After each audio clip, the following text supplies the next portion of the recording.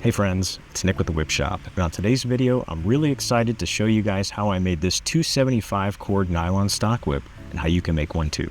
Whipmaker's cord is smaller than 550 cord, and 275 cord is even smaller than Whipmaker's cord. Now there's one main difference between 275 cord as opposed to other common synthetic materials used for making whips, and that is that even when you take the inner strands out of it, although it does have fewer inner strands, it tends to be more round than normal parachute cord of any other type. 275 cord is a material that a lot of other whip makers have been using for whips for quite some time. Now, before I started making this video several months ago, I had never had any experience braiding 275 cord. As a matter of fact, I never handled it other than using whips that were already made with 275 paracord. Now let's take a little look at the whip here, and I want to show you guys what it consists of. So this handle is 16 inches long, and the overlay on the fully plaited handle is 24 plat. We have a two-tone 9x8 herringbone knot here at the heel. We have some wrapping with Whipmaker's cord. There's a little bit of Whipmaker's cord incorporated into this project. You'll notice that the handle is tapered. Now the fiberglass itself is not tapered, but we achieved this taper by wrapping with hockey tape in increments along the handle as to build up that tapered shape. Moving right along down the whip, this is a 16 plat overlay in blue and yellow, and underneath there is a single 275 cord belly with a lamp chain or ball chain core. 275 cord is so light and thin that if we were to keep it the way it was without any metal in the core, BBs or lamp chain in this case, it just wouldn't quite be heavy enough to cut through the air and crack easily, even with the wax that usually gives the whip extra weight. Now I want to point out something that we're going to be doing in this tutorial that we have never done before on this channel, and that is a stock whip that has that iconic swell in the thong.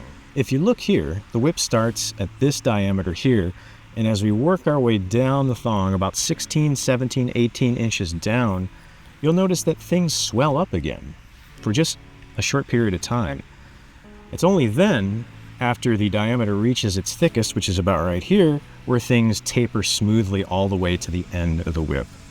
Now this is a iconic characteristic that we see mostly in leather stock whips. Now on the contrary to bull whips, as you know, stock whips have what I like to call ball and socket joint. It's not a stiff transition. In order to crack a stock whip, we're relying more so on the sheer length of the handle, the motion of our arm to get it to crack.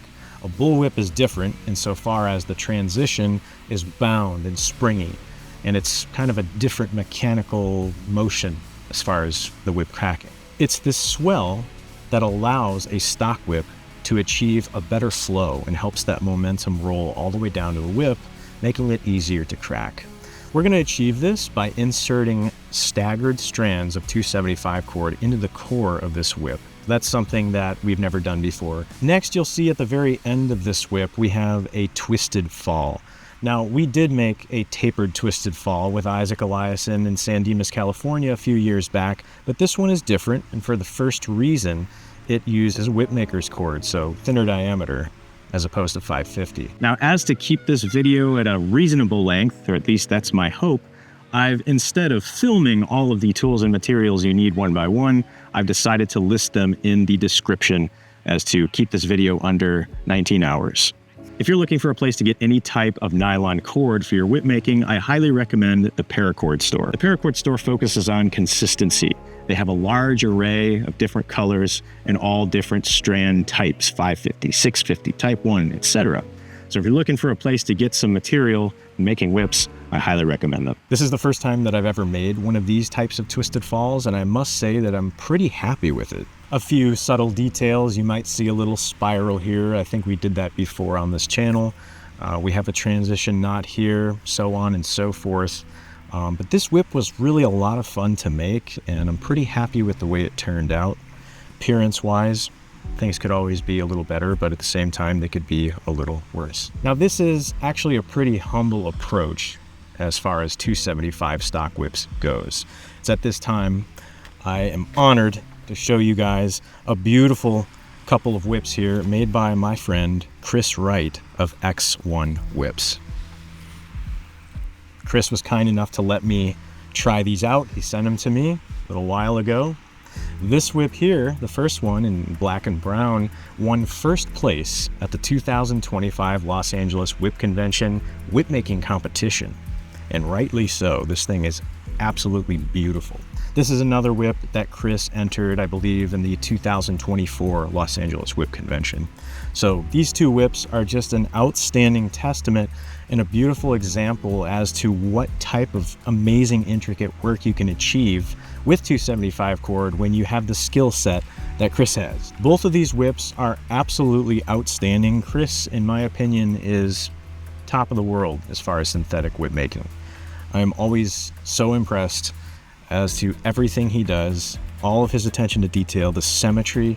It's mind-blowing. If you guys are interested in checking out Chris's work, there's a link in the description. Might be able to put something on the screen there as well.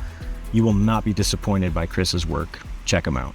Now, if you guys have been watching this YouTube channel for a while, you may have noticed that I'm kind of in the practice of keeping whips that I make for my videos. They're kind of sentimental to me. That being said, I won't be giving away this whip, but I will be giving away a whip for this video. Right here, my friends, this is a 5.5 foot stock whip made of Whipmaker's cord. Handle is 19 inches long. It's very similar to what we're going to be building today, but it's made with Whipmaker's cord. You see some fancy platting in the handle. We also have on this whip as well a 9x8 herringbone knot, two-tone at the heel. Got a little bit of checkerboard stuff going on the thong, and a few fancy variations here and there. So I'm giving this whip away, and if you would like to enter to win this whip, number one, like the video, and number two, leave a comment. The comment can say literally anything. And while we're on the subject of leaving comments on videos, I would like to take this opportunity to tell you guys that this is a bit of an in-depth build that we're going to be doing today. And I'm not saying this to scare you. I'm actually saying it to admit that I've not made a video in quite some time. So some of the segments you may see me being a little rusty with the camera, or perhaps I didn't explain something well enough. That being said, if there is any point of the video where you feel like you want more explanation, please feel free to leave a comment, say, Nick, I want to see a little bit more about the keeper on the thong. Let me see that knot being tied again. Leave a comment below, and I think this will be a wonderful opportunity to add some variation in the types of videos we make. You can pinpoint a certain area on a big full-length tutorial and dive deeper on different aspects that you guys feel need more explanation. So if you see something you want to know more about or see it explained differently, maybe slower, leave a comment below and we'll address that. And now, I think it's important that we address the obvious. That being, this is the first video that I've uploaded to this channel in over a year. I disappeared, big time. And for that, I'm sorry. Due to life circumstances, I pretty much lost touch of my creative side and my passions as a whole. I want you to know that I'm doing a lot better now. It feels really good to be out here in the beautiful shores of Lake Michigan, filming this video as we speak. I am so thankful to all of you who have been supporting this channel for so long. My dear friends who are watching this, you know who you are as well. At no point did my absence reflect my thoughts on you, or did I intend it to be expressing ungratefulness towards you. You didn't deserve for me to just disappear with no explanation. But things are better now, my friends. Things are better, and I really appreciate all of you being so patient with me during that difficult time. And now, I think it's that time that we get to work on a whip. Thank you guys so much for being here. Sit back, relax, grab your cat, grab a snack, grab a drink, and enjoy the tutorial. For this whip, we're going to be completing the handle first. So we have here our 16-inch long piece of 8mm wide fiberglass rod. The first step is to take a ruler, and I want to make a 4-inch mark from one end. So we'll use this end right here. 4 inches, that looks good. And now right at the beginning, I want to put a little mark at the 1/2 inch point right there. Now what we're going to be doing to this handle is we're going to be creating something that looks like this. This is going to be where the keeper is tied on to the handle, and this little indentation 360 degrees around is going to provide something for that keeper to push against, something to really reinforce holding it in place when there's pressure being exerted on the whip when we're cracking it. Almost like a little drumstick, has that same little flared shape. That's what we're going to be doing to this. Now, as you can notice, I do have some rubber gloves on. Reason being is that when you're working with fiberglass, whether it be cutting it, sanding it, carving it, little tiny shards of fiberglass have a tendency of getting into your hands. And although it's not dangerous per se, it's very bothersome potentially, and it can take a while to work its way out of your hands rather. And I just like to protect my hands so that I'm not having to deal with the itchiness that will come with fiberglass shards in my hands. So I recommend you put some gloves on. Additionally, I have a wet paper towel here, and I like to keep the working area of my fiberglass damp as to keep dust down. We don't want to be inhaling fiberglass dust. You notice I have a couple tools here. These I inherited from my great-grandfather Henry, who was born in the late 1800s. This is called a rat tail file.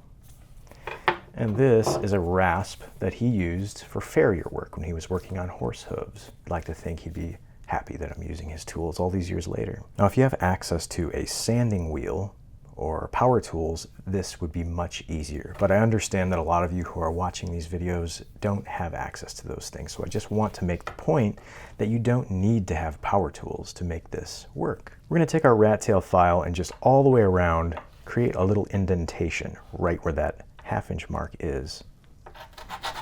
I want to dampen that a little bit. And I'm just spinning it in my left hand. I'm just going around the circumference of our handle. I find that quick, short strokes tend to work better. Fiberglass is actually pretty soft, so we don't have to worry about this taking forever. That's kind of what we're looking for right there. We'll dress that up a little bit more. Looks pretty good. Next thing we're going to do is just round off the top, as so, to match this little illustration picture. I'm going to do so with our rasp here.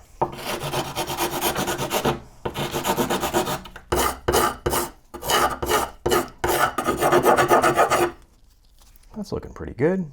Next, we're going to work on the edges just to make this a little bit more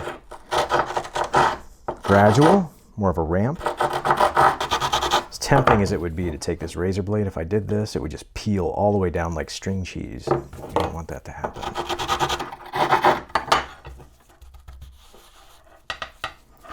And that's what we're looking for, my friends. Once you have the shape like that, I'm going to actually take some 120 grit sandpaper and just kind of go over this whole thing. This is definitely a part where you want to make sure that your working area is damp so that we're not getting fiberglass dust in the air. Just trying to round off that top a little bit more, holding it like a pencil. And there we go. That is what we want. The next step is starting from the 4-inch mark, we're going to wrap this 16-inch handle with hockey tape spiraled down.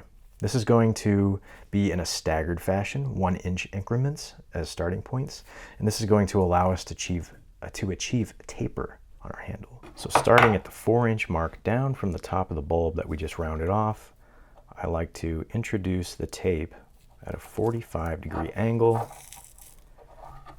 maintain that 45-degree angle, and spiral all the way down to the end of the handle. If it's not perfectly a 45-degree angle, don't sweat it. What we're doing here is we're building a taper to our handle. Try your best to keep the little folds and wrinkles at a minimum. All the way down to the end, and tear or cut. Next thing I like to do is find that beginning mark. Oh, hi, Mark. 4 inches right there. And I'm going to mark 1 inch down from the 4-inch mark. So we're going to be wrapping in 1-inch increments on the starting points. So there's our beginning right here. We're going to go down 1 inch. I'm going to mark this with my silver marker. And that is our starting point for our second wrap. What I like to do when I wrap is I don't like these spirals to all go the same direction. So this is something that I've been doing when I make model rockets. When I wrap the paper, I like to spiral it one way and then spiral it the opposite direction. And this just kind of provides a little bit more integrity and strength. Probably doesn't matter when it has to do with whip making, but I like to do it that way anyway. So again, spiraling at about a 45-degree angle all the way down to the base of the handle. Try to wrap as neatly as you can. Tightness isn't a huge issue here as long as it's laying flat. All the way down to the end. And tear. After the second wrap, I like to round it off like this, just flatten things out with my hand. It eliminates all those creases. You can already see, ever so slightly, there's a bit of a taper forming on this handle. Now, as we just did, let's find the start of our second pass. It's right here, and we're going to go yet another inch down from that, 1-inch increments. Right there. That is our starting point for our third wrap. Here's wrap number 3. And hockey tape is actually pretty thin material, but you'll notice that the taper reveals itself pretty quickly. Again, all the way down. Little tear there at the end. And let's go for wrap number 4. 1 inch down from the starting point of wrap number 3, right there.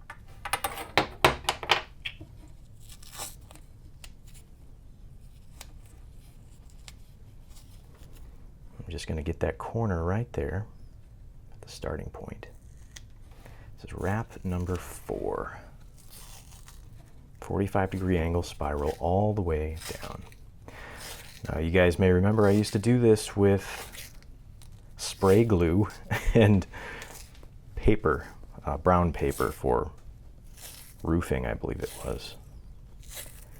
My buddy Chris of X1 Whips recommended that I do hockey tape, and it's such a better method.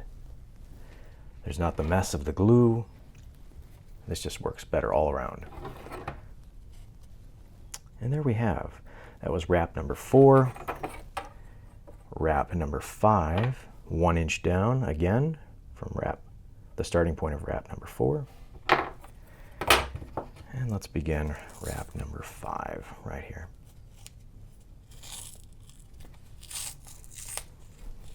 .45-degree angle all the way down to the bottom.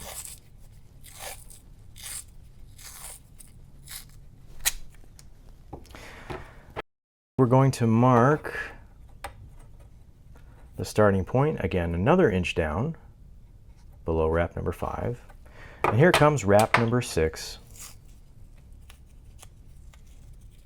After this, you'll really be able to see the taper.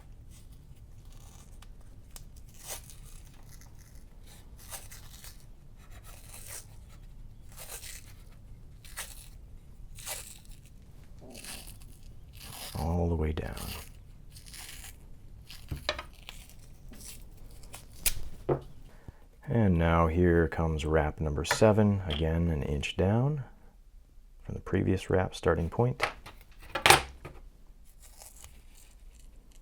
Right there. Get that in the corner.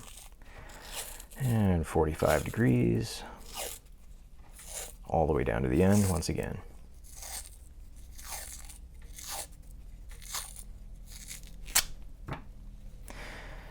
And wrap number 8, our final wrap. 1 inch down from the previous starting point again.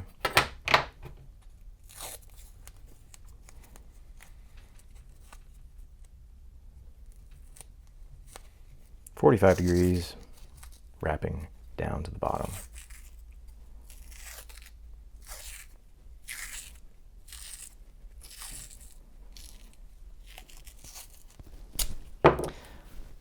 And there we have it. This is going to be the handle for our whip. I'm going to give this a bit of a hefty roll this time. When you wrap layers of hockey tape over itself or on a cylindrical material like this, you'll notice there's a bit of a spongy texture, and that's going to really allow those strands to lock into place due to the friction. It's going to be really easy to braid on something spongy, much more so than it would be something very slippery like this. And there is our handle. So obviously we start with 8 millimeters because that's the diameter of the bare fiberglass rod. But at the end, the magic number that we're kind of aiming for is about 15 millimeters. If it's 14 millimeters, that's fine too. If it's 16, that's okay too. We can adjust for slightly varying diameters of the end of our handle by adjusting our platting angle, and we'll get into that later as we begin braiding. There's about 14 and a half, about 15, and I'm pretty happy with that. For the overlay of the handle, I'm going to be measuring out 12 49-inch pieces of 275 cord. 6 of them are going to be yellow and the other 6 are going to be green. And these are 49 inches long. Here's the first one, measuring out the second one. Obviously, once we have the first 49-inch piece cut, we can use that as a reference for the remaining strands. There's our second 49-inch piece. Here comes the third. So there's 6 49-inch pieces of 275 cord. Next thing we're going to do here before we cut our remaining 6 is to pull the strands out. So very much like 550 parachute cord, you'll find these inner strands of nylon, and this is used to give the cord strength. But we want to pull these out so they lay more flat on the whip. Some people save these inner strands. I just have so many of them that I don't have use for them. I believe a couple of these have already been gutted. Yeah, these are good to go. 6 strands complete. Let's do the other 6 in green. Same exact procedure. Here comes green strand number 6. 49 inches. Here's our reference yellow strand I was using to measure out 49 inches on all 6 of these green ones. And now we can pull the gut strands out of all 6 of these green strands. But these are nice and short, so we don't have to worry about that. Okay, now we have 6 49-inch strands in green and 6 49-inch strands in yellow. 12 total strands, 49 inches long. Next thing we're going to do here is find and mark the middles of all of these strands. Easy way to do it is to line up the ends on one side and also line up the ends on the other side like this. Doesn't have to be exactly in the middle. Get as close as you can. There's all the ends there. Slide my hands down just like that. What I find really helpful in marking the middles of strands is to just take a lighter and ever so slightly just give them a little bit of a melt, and then we can just pinch them with our fingers like that, one at a time. Forms a crease that makes the middle very distinguishable one at a time. Yeah, we'll do 2 at a time, why not? Just like that. Now all the middles are marked on these green strands. Let's move on to the yellows and repeat the same process. And now we're going to mark the middles of these 6 yellow strands. Same method. And there we go, my friends. We have a total of 12 strands, 6 green and 6 yellow. These are 49 inches long.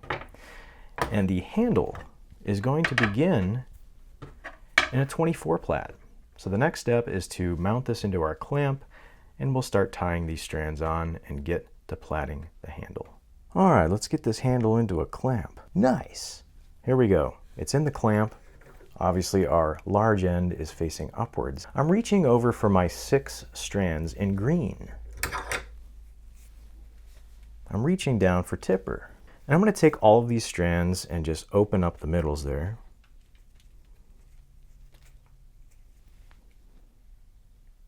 You haven't done that in a while, tipper. So I have here all of my 6 green strands. We have the middles indicated by those melted points. I'm just going to have them side by side like this, and underneath here I'm going to fold the right side over the left side, just like that.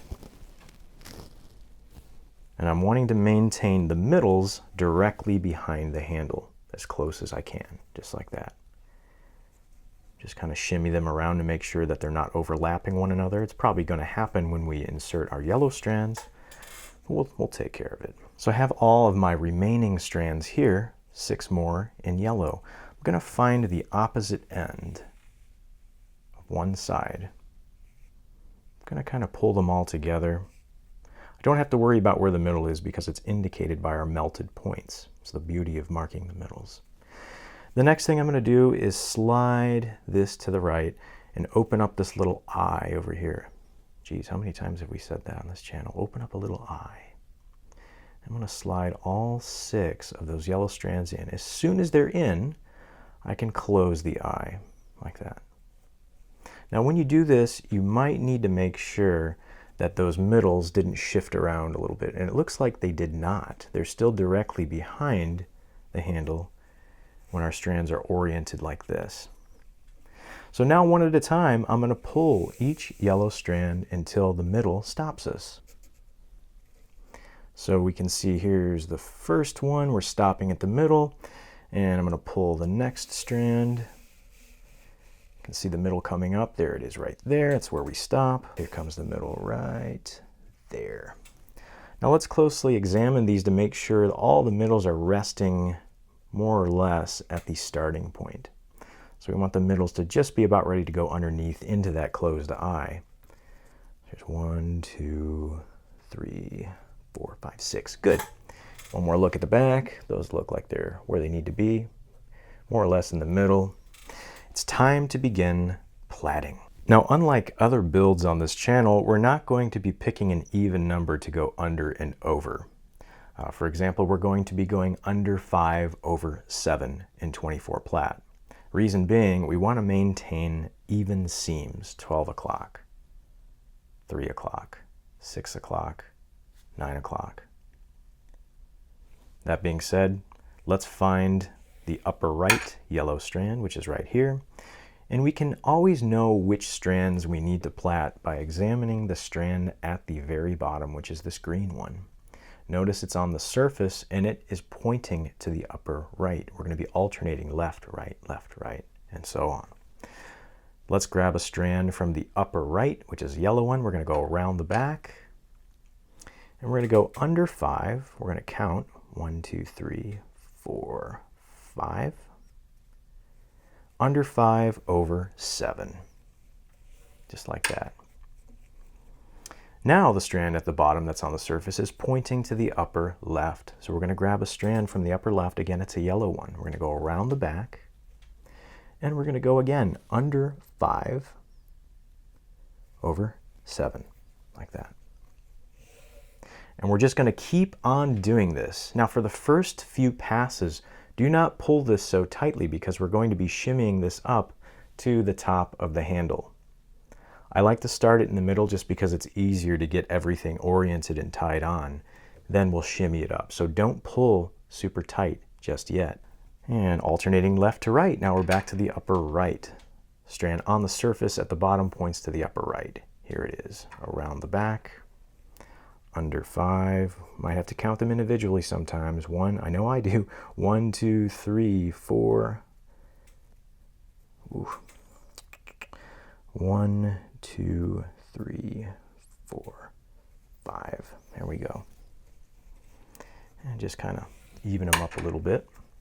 And again, from the upper left now, around the back, we're going to go under 1, 2, 3, 4, 5.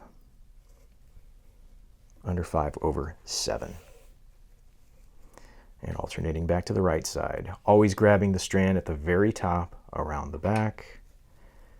1, 2, 3, 4, 5. Under 5 over 7. A tipper. Back to the left, around the back. Under 5 over 7. Now you can do some really fancy stuff with 275 paracord. For this video, I didn't want to introduce any fancy platting because if you're first getting into 275 cord, just work on building something. I mean, 24 plat is a very high plat count. I don't recommend just jumping straight into something super fancy. Just establish one 275 whip and work your way up from there. That being said, I wanted to make this video in such a way that we're platting a whip. This is a herringbone pattern on the handle, nothing fancy. Even though it's nothing fancy, the sheer number of strands is going to make it look fancy in and of itself. Now back to the upper right, around the back, under 5 over 7. Back to the left, under 5 over 7. If things look a little bit messy around the starting point, don't sweat it. They're all going to be compacted and covered up.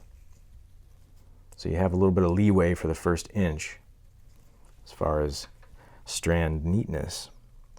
2, 3, 4, 5. Under 5 over 7. Now back to the left, around the back. 1, 2, 3, 4, 5. Under 5 over 7. Back to the upper right. Under 5 over 7. Resisting the temptation to pull tightly. We don't want to do that yet. Back to the left, around the back. 1, 2, 3, 4, 5. Under 5 over 7. At this point, I feel comfortable sliding this whole assembly up to the top to its final resting place. We're going to do that by just gently undoing the clamp. We can see the whole assembly here. We're just going to grab it like this and just shimmy it up to the top. If you accidentally pulled your strands too tightly, don't worry. Just loosen them a little bit like this. Move them around in your fingers. And everything's going to fall right back into place all the way to the top. We can feel where the tape and the handle ends. We want to just go about 1/4 of an inch past the top of our fiberglass. And once we feel that we're in position, we can just tighten these up like so. Just kind of pulling one at a time, shimmying them around. We like that word, shimmy, on this channel. Just pulling those strands snug. We don't want to crank them down full force just yet.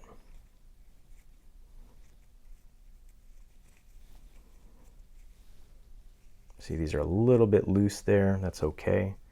We'll address that shortly. I'm just going to pull it a little bit closer to the top. The reason that we have that 1/4 inch overhang of the beginning of our platting over the end of our fiberglass handle is because when we go to cut these, we don't want to lose any length on our 16-inch handle. At this point, I'm putting it in the clamp so that I have some room to work here. And once we finish, once this is established and we're working our way 3, 4, 5 inches down, we can put it in a clamp in a more convenient spot. This is always the place where the strands are kind of getting wrapped around the clamp itself. You just got to kind of power through it and it won't last too long. Let's see, we're just doing this because there's no room currently to connect this into our clamp. We're just going to continue under 5 over 7. Under 5 over 7. Now back to the left, under 5 over 7.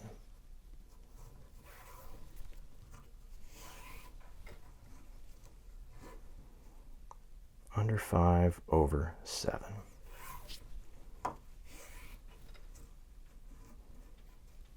Under 5 over 7.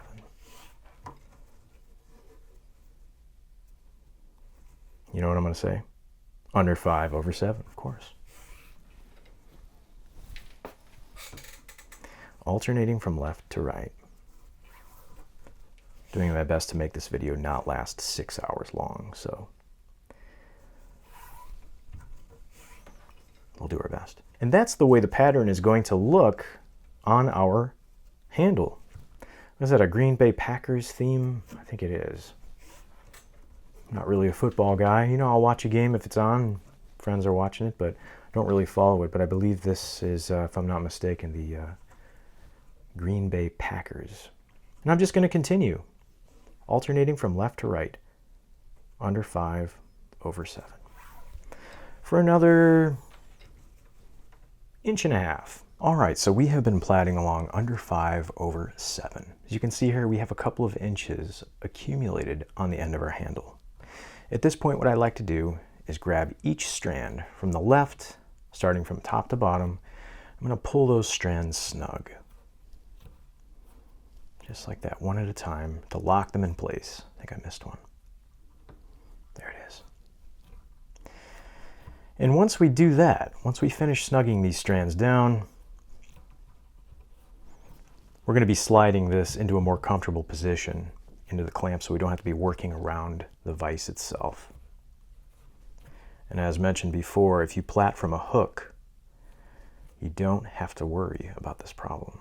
I just never was able to make that adjustment. I always learned to plait from a vise or a clamp, so I always stuck with it. There are benefits of each, I guess. So at this point, we're going to take the whip out of the clamp and put it right here. Once it's in the clamp, we can continue to plait under 5 over 7. And we're going to continue this sequence for a little while. Under 5 over 7. And I will meet back up with you after we've established under 5 over 7. We've been plaiting along now for quite some time, under 5 over 7, and we have reached from the very top here about 7 inches right there. At this point, I'm going to drop 2 strands, one from the left and one from the right. If you are visiting this channel for the very first time, the reason that we drop strands is to achieve taper. If we were to maintain the same amount of strands all the way down, they'd become bulky and crowded. So dropping strands allows the surface we're plaiting over, which is the handle, to where we're kind of answering that taper by dropping strands out to decrease the surface area that we're covering this decreasing surface area underneath. So right here at the 7-inch mark, I'm going to count from the bottom on the right, 1, 2, 3, 4.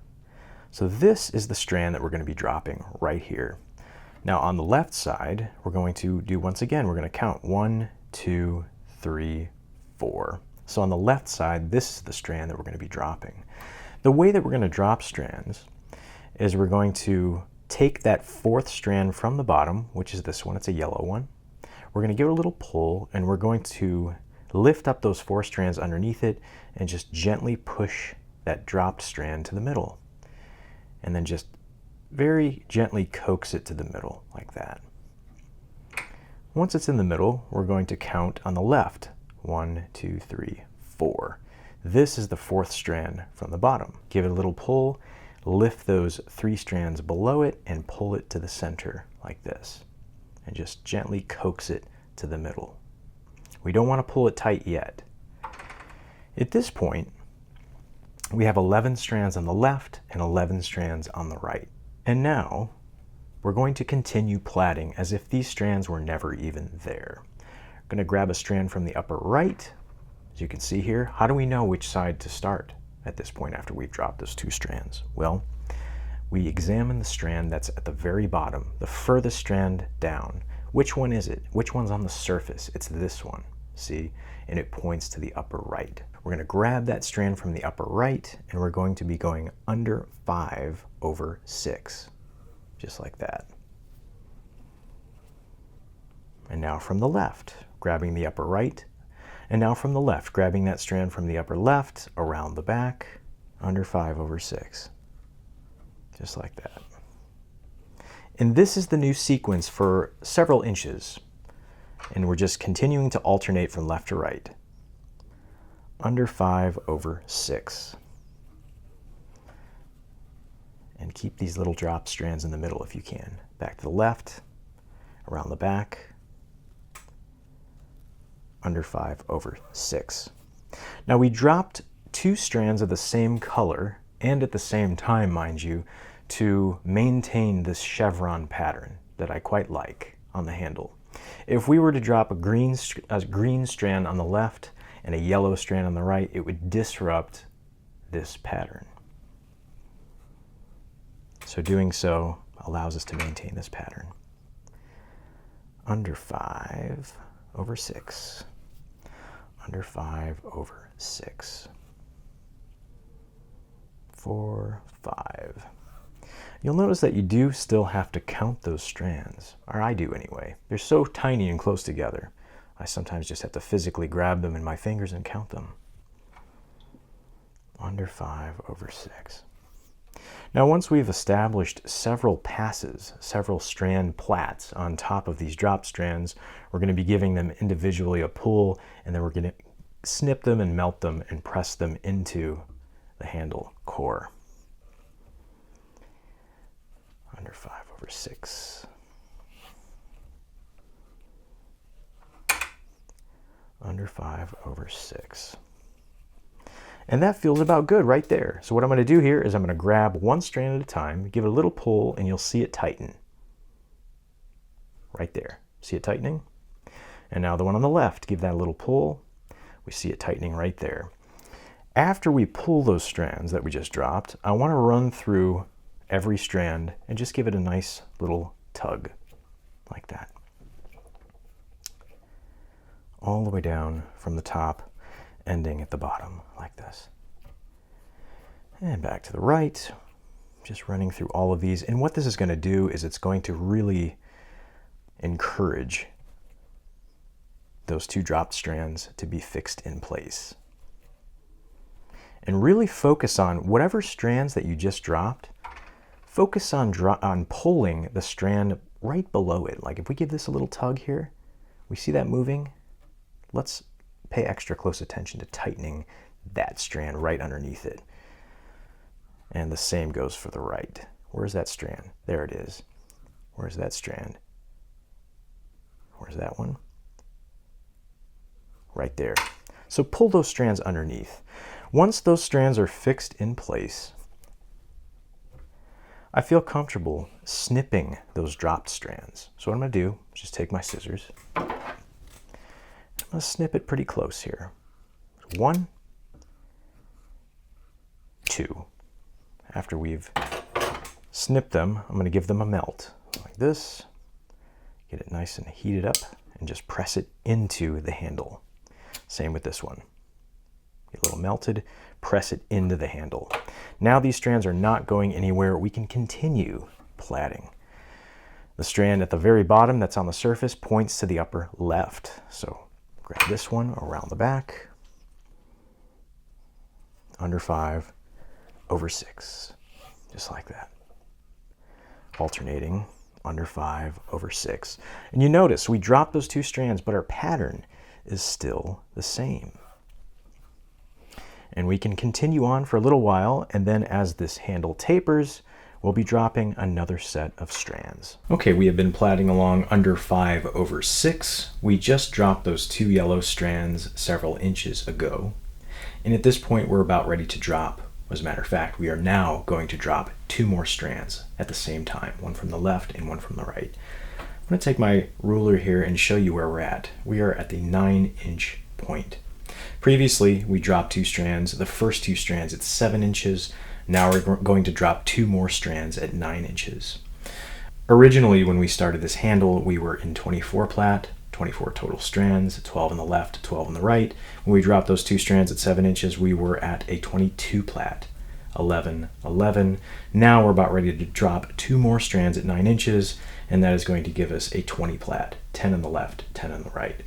So at this point, what I'm going to do is drop 2 more yellow strands because I want this to kind of end in a green dominant chevron. That being said, if you are not exactly at 9 inches, you don't have to worry about that. If you're just a 1/4 of an inch off, maybe a little bit less, a little bit more, it's not an exact science. Do not fret, do not worry if you are not dropping exactly when you reach the 9-inch mark. Additionally, if you choose to drop green strands here, that's totally fine. All these strands are the same length, so we don't have to worry about, oh, we need to drop the shortest one so we don't run out. We don't have to worry about that. That's the luxury of having all the strands the same length. Ideally, in a world where you want to waste the very smallest amount of parachute cord, you would in fact measure out strands in a staggered fashion so that you are not wasting parachute cord. The way I see it, guys, parachute cord is cheap enough to where if you're making a whip for the first time, it's not worth the stress of trying to minimize waste. Just cut the strands all the same length so you don't have to worry. A lot of people have asked me before, Nick, why in the world do you make all your strands the same length in some of your tutorials? Isn't that wasteful? Is it wasteful? Yes, it is. But if you're making a whip for the first time, it's not worth the headache of you cut your strands too short just for the sake of saving 5 inches of paracord. It's just not worth it, in my opinion. Just like we did before, on the right side, I'm counting 1, 2, 3, 4. This is the strand we're dropping. And then on the left, 1, 2, 3, 4. This is the strand we're dropping. So, 4th from the bottom, on the right side, gonna give it a pull. Same procedure we just did at the 7-inch mark. We're just at the 9-inch mark now. Give it a pull, lift the 3 below, and swing it to the middle like that. Same at the left side. 4th from the bottom, here it is. Give a little pull, lift the 3 below, and pull it to the middle. Coax it to the middle. Don't pull tightly just yet. The reason we don't pull these strands extremely tightly from the beginning, right when we drop them, is because if we did so, we would see something ugly like that appear. We want to establish enough weight, enough pressure on top of those strands before we pull them. That's why we wait to pull these strands. Now our sequence, after we've just dropped 2 more strands, is under 5 over 5. We are in a 20 plat. There are 20 total strands, 10 on the left, 10 on the right. So let us resume after we just dropped these 2 strands. Again, I want to reiterate this. How do we know which side to pick back up on? The strand that's on the surface all the way to the bottom, right here, is pointing to the upper right. Starting right here, around the back. Under 5 over 5. Like nothing ever happened. Alternating to the left, around the back. Under 5 over 5. Under 5 over 5. Under 5 over 5. Just kind of straighten these out, get them in the middle. Under 5 over 5. Just like that. A couple more passes and I'll feel that there is sufficient pressure on top of these 2 drop strands so that when we go to pull them, that ugly angle isn't going to form. I'm trying to think of an analogy for this in everyday scenarios, but I can't think of one right now. I know there's one there. Under 5 over 5. At this point, again, what I'm going to do, one at a time, a little snug, we see it tighten, and the other one, a little snug, and they tighten. And now I'm running through on the left, one at a time, pulling those strands into place to help encourage the final resting place of those 2 dropped yellow strands. And on the right side, 1, 2, 3, 4, 5, 6. There should be 10 of them. 7, 8, 9, 10. Just like that. Very good. Grab them like this, pull them back. Scissors. Snipping them out. 1, 2. Melt. Press it into the handle. Melt. Press it into the handle. And we can continue on. Under 5, over 5. And just as we did before, we're going to continue platting for some distance. And as this diameter of our core, of our handle, begins to decrease even more, we're going to need to drop more strands. So continue on, my friends, under 5 over 5. We are moving right along, my friends. We have been platting under 5 over 5. That has been the sequence. And we have reached, from the top, the approximately 11-inch mark right here. From the right, 1, 2, 3, and 4. This is the one that we're going to be dropping. Give it a little tug, lift the 3 below it, and pull it to center stage, like that. Coax it to the middle. No pressure yet. From the left, 1, 2, 3, 4. Give it a little tug, coax it to center stage, like that. And sometimes that strand might be a little bit hesitant and show some stage fright when it's sitting in the green room. That being said, you might need to shuffle these strands around a little bit just to make sure you can pull it out from underneath there so it goes on stage. And once it gets there, it'll quickly achieve the confidence to perform. Just like that. Now, my friends, our final sequence for this handle is going to be under 5 over 4. Strand at the bottom. On the surface points to the upper right. Get out of there. Here's our 2 drop strands right here. From the upper right, around the back, under 5, right there, over 4. And now alternating to the left, grabbing a strand from the upper left, around the back, under 5 over 4, just like that. Make sure they're in the middle, under 5 over 4. Under 5 over 4. Ah, there's a beautiful sound of a distant train. Something about that. The Midwest, you know, that Midwest sound, especially when there's a light rain late at night, you know, you're maybe laying in bed and you hear that, especially if you got some plans with friends in the next couple days, it just christens the moment, you know. Under 5 over 4. And just as we did previously, we're going to run through them all and give them a little tug, just like that. We're going to grab each strand. We already pulled it. Just like we did before, we're going to give a snip and a melt to both these strands. 1, 2. Get that lighter. Bend it out a little bit if we need to. Melt and press. And a better way to do this would be using the lighter like this. And now we can continue on all the way to that 4-inch mark, measuring this way. As you can see, we are very near the end of our handle. This is the mark that we stop at. Well, actually, we will be exceeding this mark for reasons I'll explain shortly. But now I'm just going to finish things up, my friends, under 5 over 4. Under 5 over 4. Under 5 over 4. Just like this. Under 5 over 4. So as you can see, right here is our 4-inch mark measured from the tip of the handle. I'm going to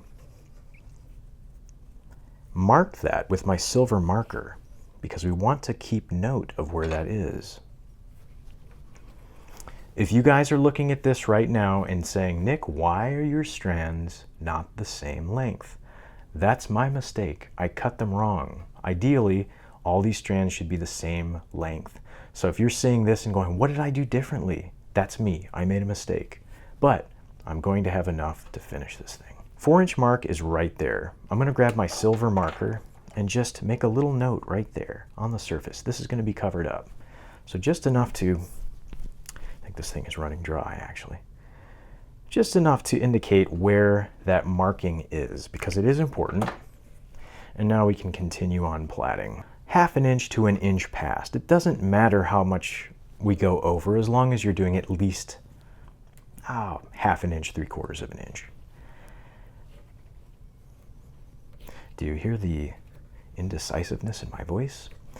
That's the words of a man who's not made a whole lot of 275 chord whips. I'll admit it. This is something I'm kind of learning with you guys. All right. See how short this yellow one is? You're not going to be dealing with that. Ideally, all your strands are going to be the same length at about right here. So don't let that worry you, although I'm a little worried. Not really. I'm going to finish just fine. I already reached that 4-inch mark measuring from this way, so I'm not worried about it. I'm just establishing a little bit more so that when we go to tie this off, we'll be just fine. Under 5/4. We're almost done with the platting on the handle. If you made it this far, congratulate yourself. This is a lot of work, especially if you've not made very many whips before. 24 strands is very overwhelming. So I'll reiterate throughout this project, if you get stressed out, you're just hating what you're doing, take a step back.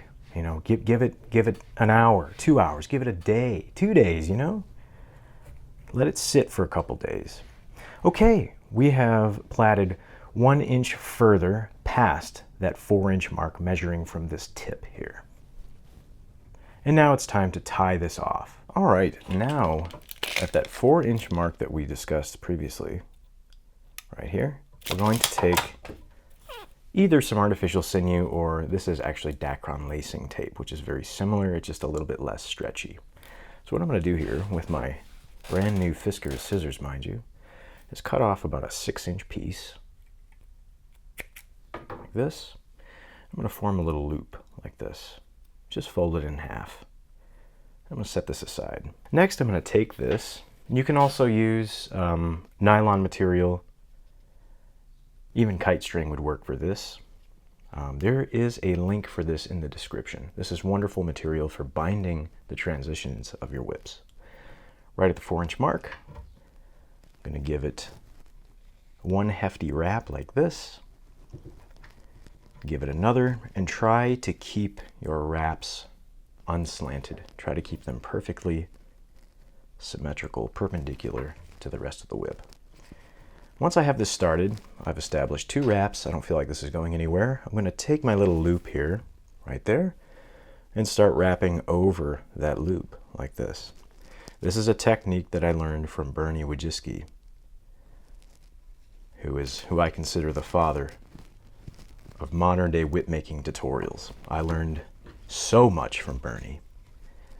Although he was a leather whipmaker, I still use a lot of his techniques to this day. Very generous man. I wish I had the opportunity to meet Mr. Wojcicki. Unfortunately, he has passed away. But he carries his legacy on, that's for sure.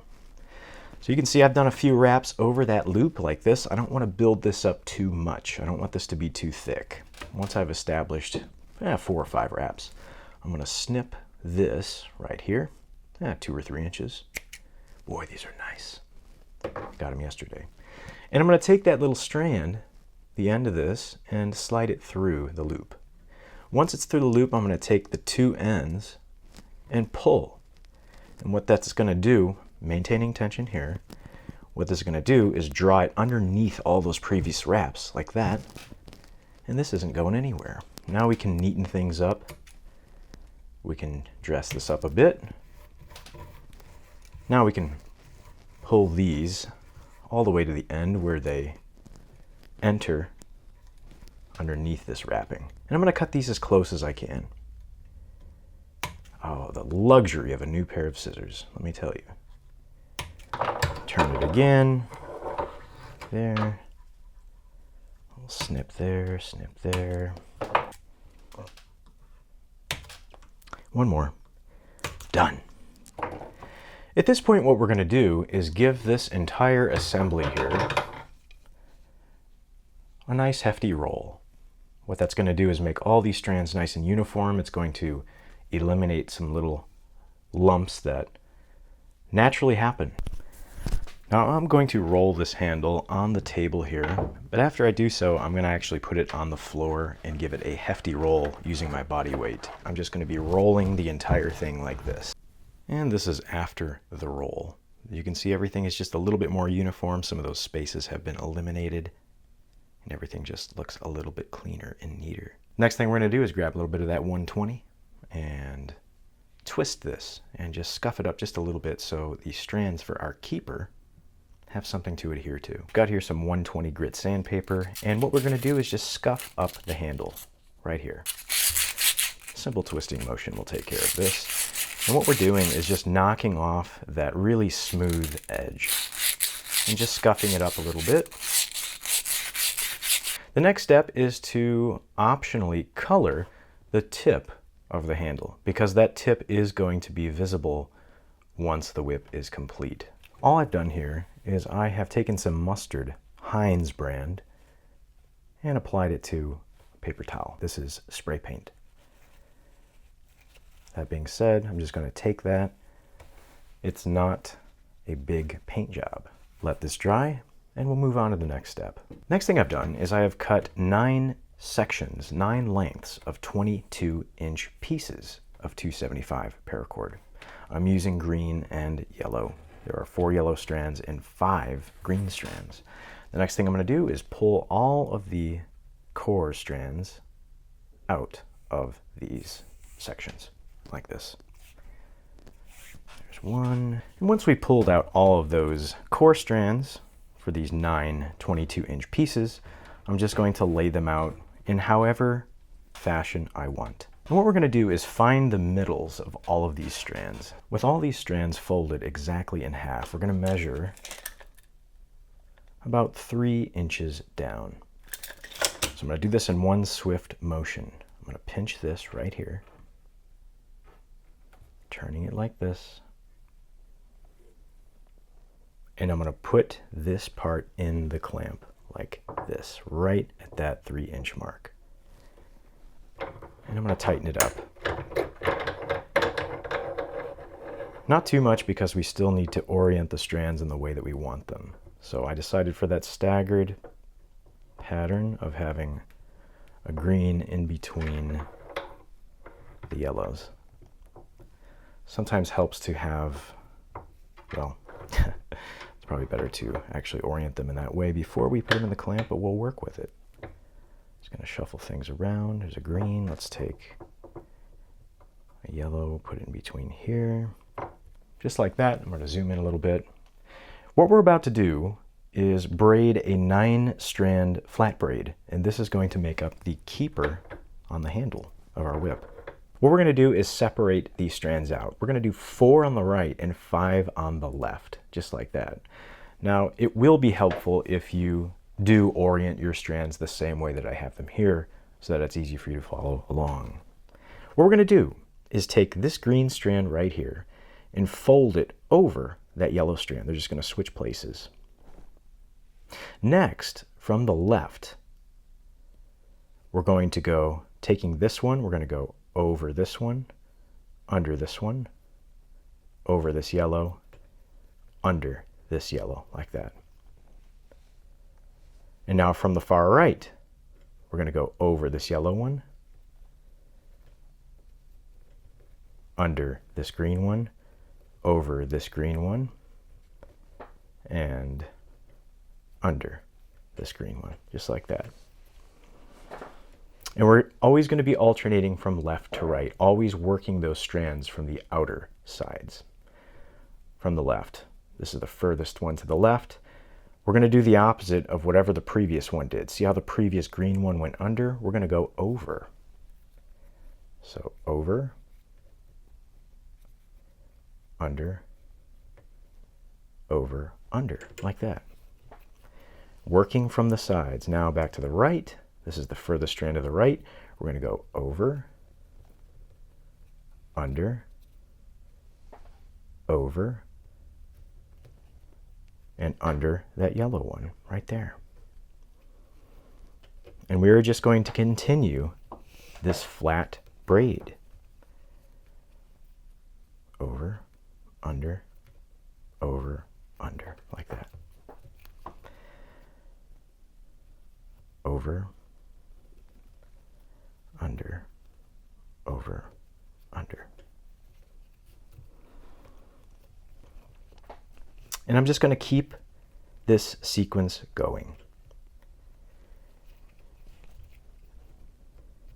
Over, under, over, under, like that.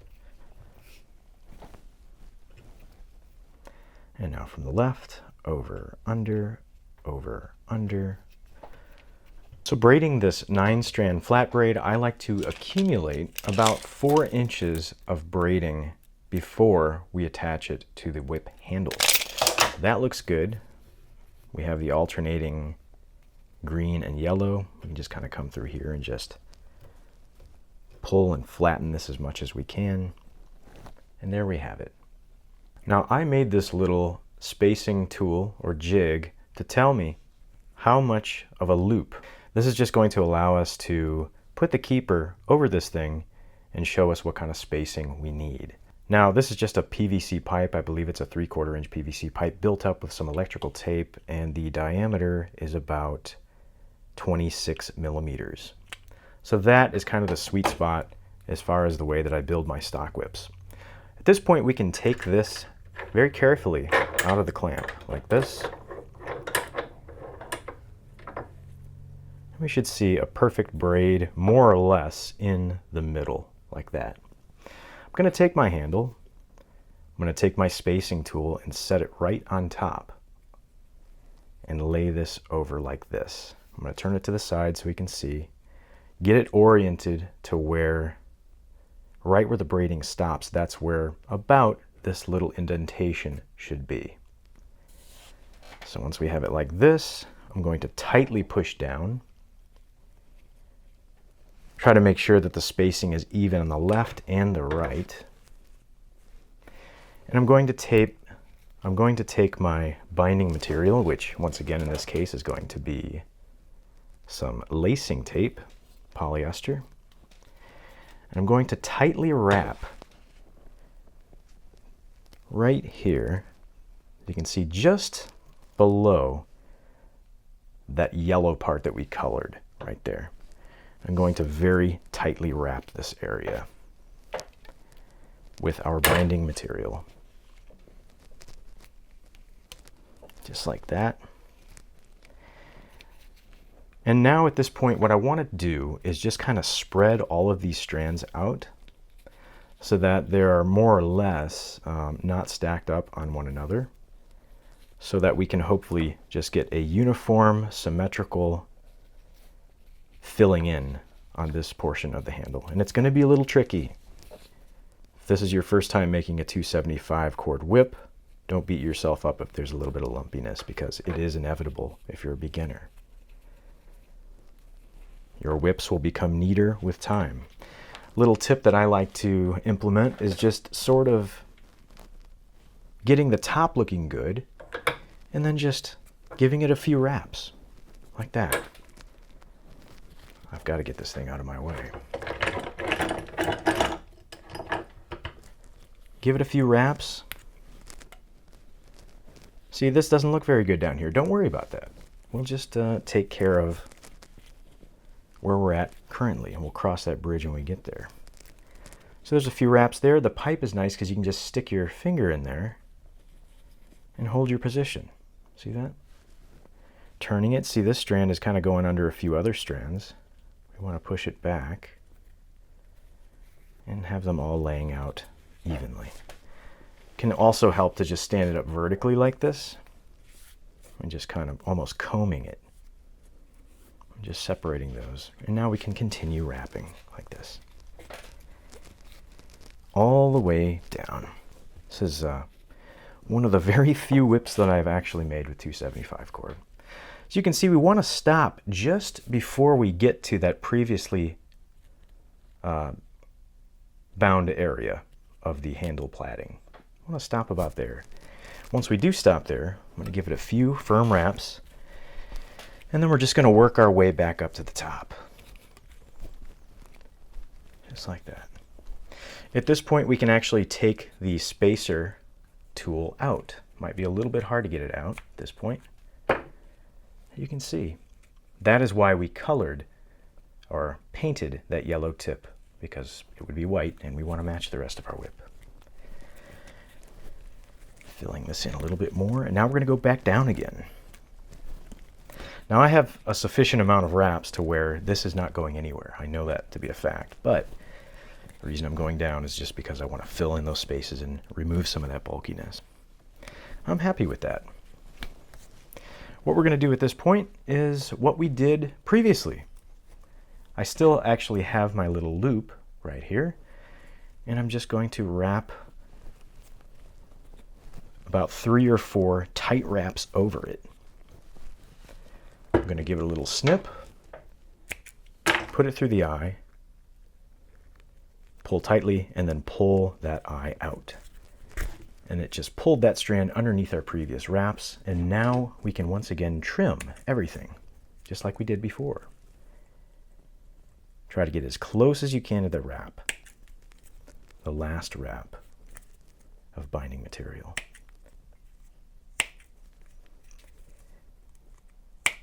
Just like that. At this point, I like to just give it a little bit of a hand roll on the workbench, just to round things off. And there we have our handle keeper attached to the handle. Now I want to show you guys something real quick. If you are either pressed for time or you don't feel like making a braided keeper for the handle, what you can also use is nylon webbing. See this stuff? It's not going to look nearly as pretty, but it will essentially do the same thing. And I have done this quite a few times on some of my budget whips.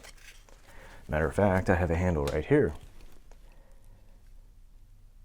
So it does the same job, and it saves you a lot of time. But because we're making a whip that has a very high strand count, I decided to show you how to do it so that it would match the rest of the work being put into the whip. Now the next step is to cover this area up right here. I'm going to do so with 56 inches of green Whipmaker's cord.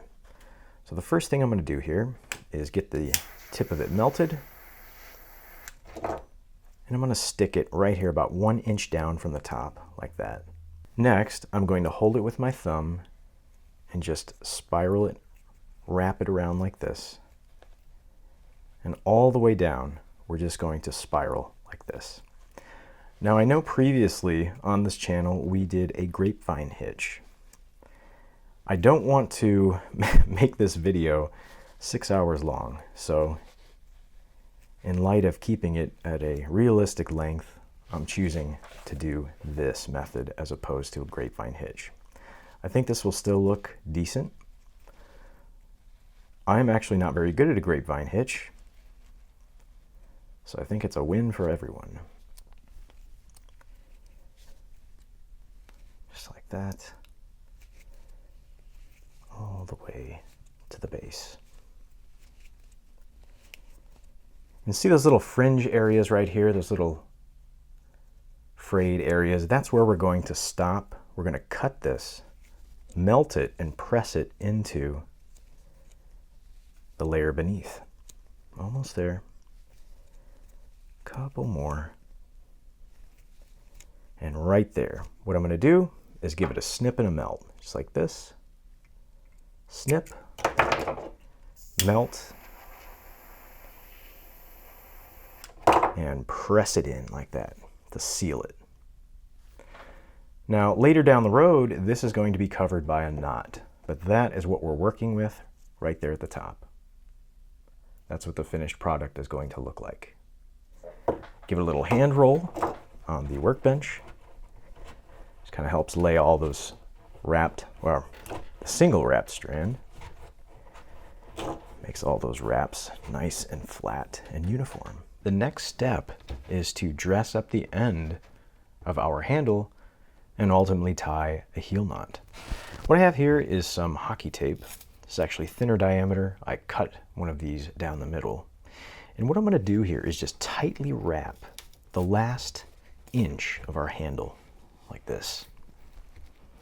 Once I've established 2 or 3 very tight wraps, I'm going to take here a razor blade and slowly work my way back in very small increments until we are flush, even with the end of the fiberglass. Now, if you accidentally cut straight down and you find that you're cutting right against the fiberglass rod, don't worry about it. Complete that symmetrical cut all the way around, and then you can grind down the fiberglass rod. The idea here is to do so without having to give ourselves extra work. So we have some hockey tape here, and I'm just going to, in little bites like this, straight down, make little cuts. There's one. As you can see, it's going all the way through, and I'm just slowly examining. Every time I cut, I'm just examining to see how far in our fiberglass end is. And you can take something sharp and poke straight down the middle to kind of probe in there and see how much further you have to go. And we have a little ways to go. Straight down.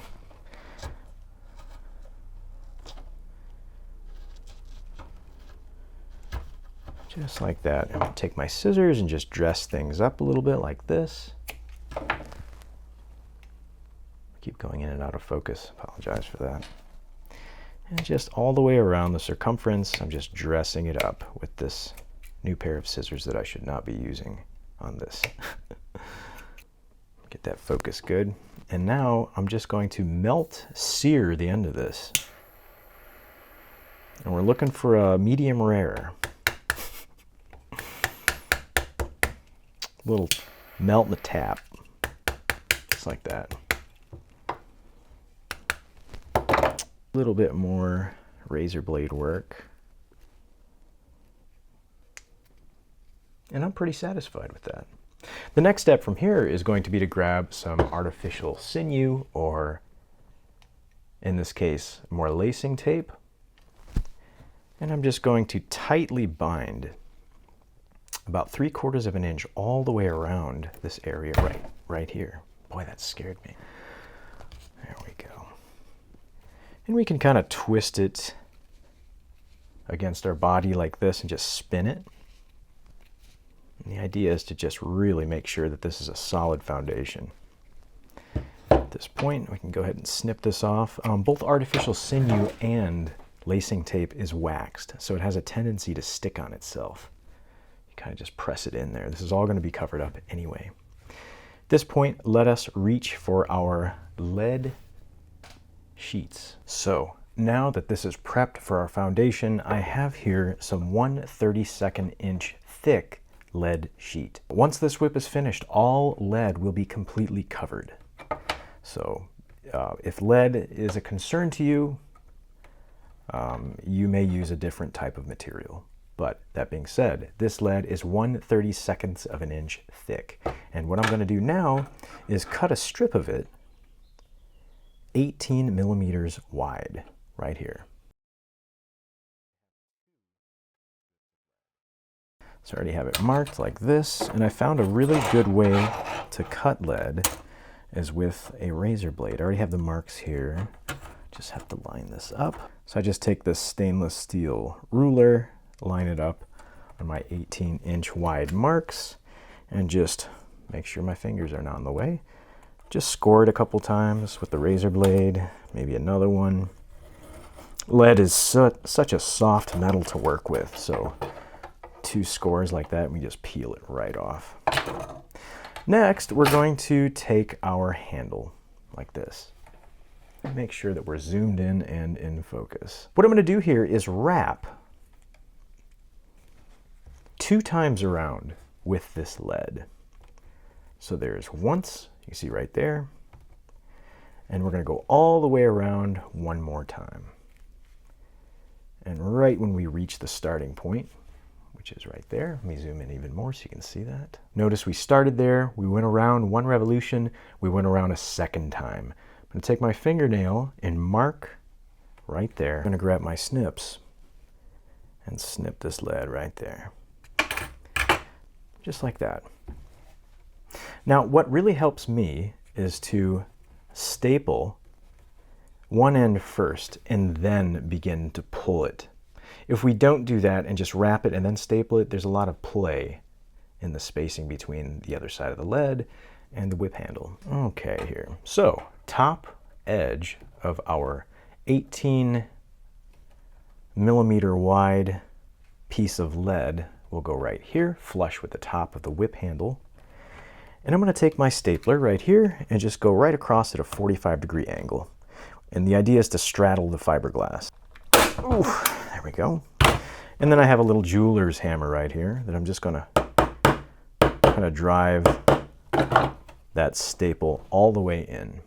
Now, because we're anchored here, I can pull very tightly on this lead and achieve a tight wrap. So we've already measured it. We already know for a fact that we have 2 revolutions of length right there, right there. Now I'm going to hold off on stapling. I'm reaching for my binding material. In this case, it is my lacing tape. You can also use artificial sinew if you like. It's a heck of a lot cheaper than this stuff. I'm going to tightly wrap this whole assembly like this. And as I tighten this, sometimes your heel knot foundation has a tendency to kind of slide around and become tilted or slanted. So just before you really start pulling tightly, kind of examine it occasionally. See, it's kind of sneaking down a little bit. Let's push it back up. There we go. Back up to the top. Don't have to get too carried away here because we are going to be driving more staples in. So just kind of, 3 staples will do it. And make sure that every time you do this, you're at 45 degrees. You don't want to drive a staple into your fiberglass rod because it will splinter inside. So you can actually straddle it just as easy like this. Just kind of eyeball it right over. There it goes. After each one is put in, I like to just drive it home with the hammer. Let's do another one over here. That's good. Not an exact science, my friends. Feel pretty comfortable with that. We're pretty much evenly spaced all the way around. One there, one there. The staples that I'm using for my staple gun are actually smaller than the specified staples, so it's actually driving into it once unintentionally. Just have here a little coil of blue 550 parachute cord. I'm going to take the edge of this hammer, and what I'm going to do is just knock off this edge a little bit. Just round that off. We don't want this right here to be that big step. We don't want it to go from thick to thin. We want it to be a nice little ramp, a lip. We want to form a lip on the edge of that metal. That's going to allow the edges of our knot to flow more seamlessly into the whip. This just allows us to be able to work the area that we're hitting and not having it dent the other side. Actually going to, keep forgetting I have a microphone attached to my neck. And lead is almost like clay in a way, or putty. It's such an incredibly soft metal that you can just shape it, continuing to just shape it with that razor blade and just kind of shaving off that excess like that. And this is for the most part going to be a more round knot than you've seen in quite a few other builds on this YouTube channel. Every time we remove some of that excess nylon, we just take a lighter, give it a little blast. Look, I just burned my hair off of my finger. Look at that. Next thing we have here is we've got about a 9-inch piece of 275 parachute cord that I've cut right here. This one's in blue. Blue is the 3rd color of our whip. So I'm going to pull out the core strands like this. And we're going to roll this into like a little millipede that's scared. Maybe you just came downstairs, turned the light on, and you know how those little millipedes roll themselves into a little curl? Well, that's what we're going to do with this piece right here. So what I'm going to do is I've got little tweezers here. I'm going to hold one end in the tweezers like this, and I'm going to actually melt this end just to get it, ow, just to get a little bit melted like that. As soon as it is, I'm going to start spinning it like this, just twisting it around like that. I'm going to give that a second to cool. Now I should be able to pull the tweezers out.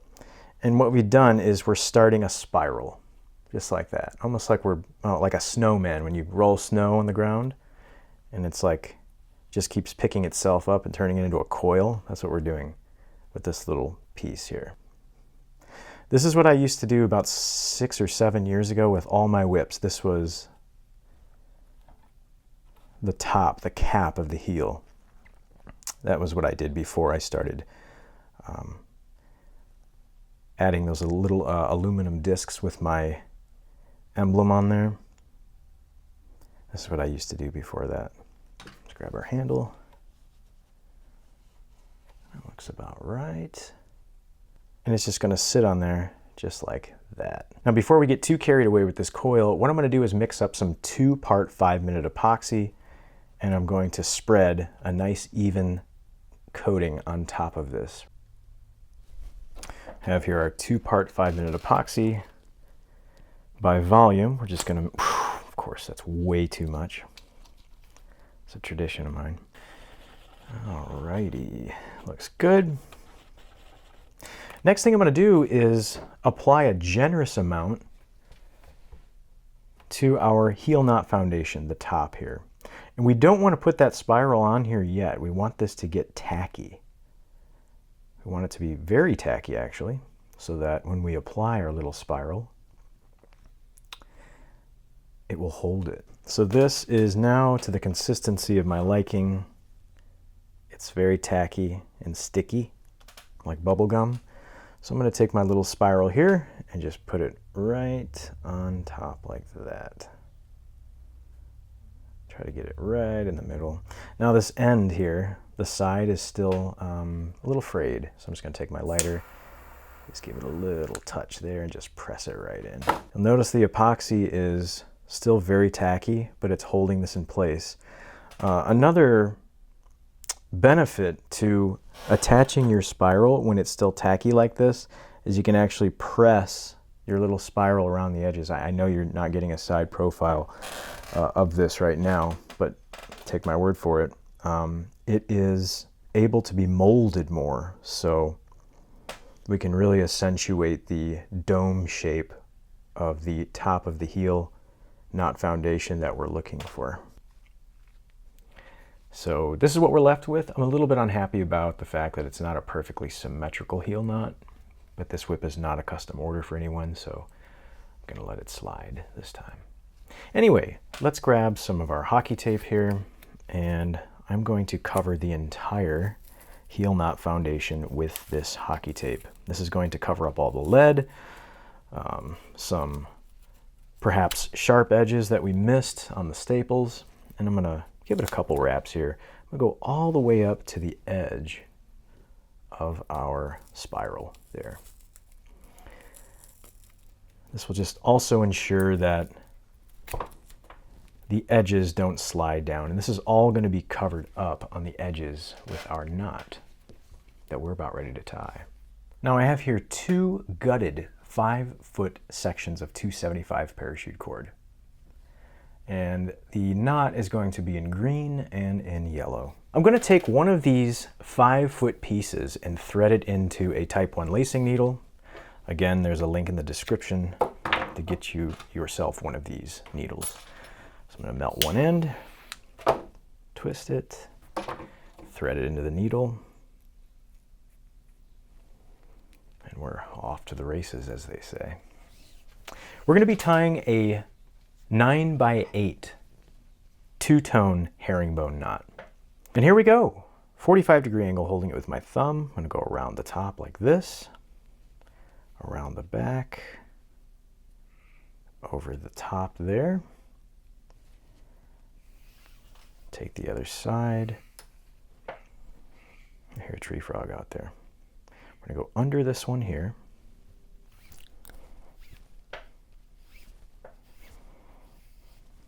So far I'm liking the way that this ties for knots.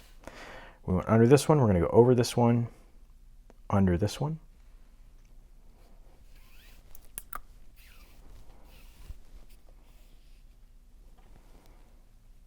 Over the top, right there.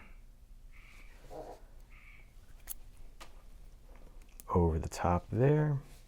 We're going to go over this one, under this one. I'm doing my very best to keep it in frame. I hope it is. Went under this one. We're going to go over this one, over that one, and under this one.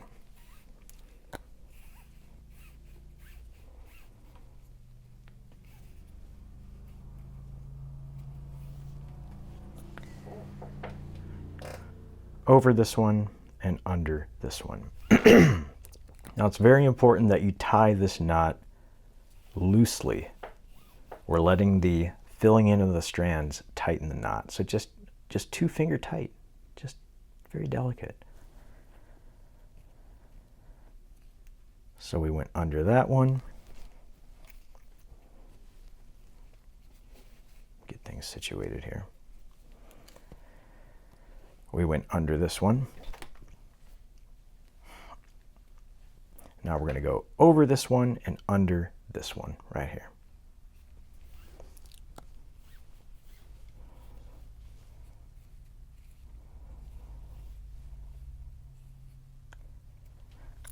Now we're going to expand this first pass. The first pass is finished. We're going to go right up alongside this one that we started with. So whatever it does, we mimic it on the right side. See how it went under this one? We also go under this one.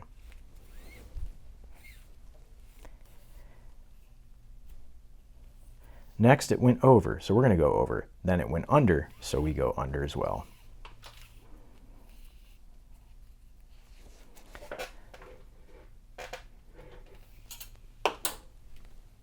The next thing we're going to do is see this X at the top right here.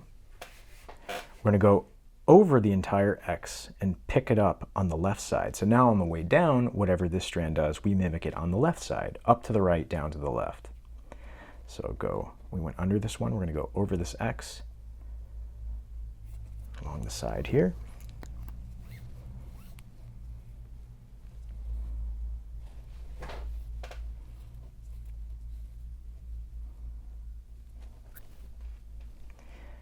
Following it down, we're going to go over and under.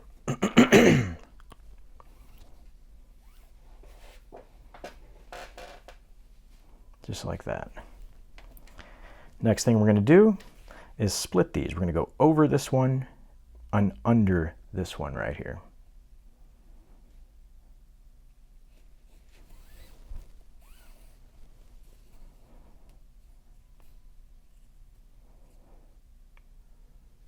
Like that.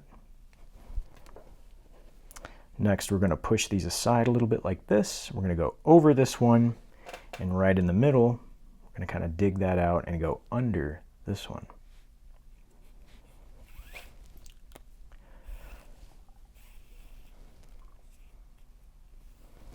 Next, looking at the top of the knot, we're just going to push the strand to the side a little bit, and we're going to go dig this out and go under that one.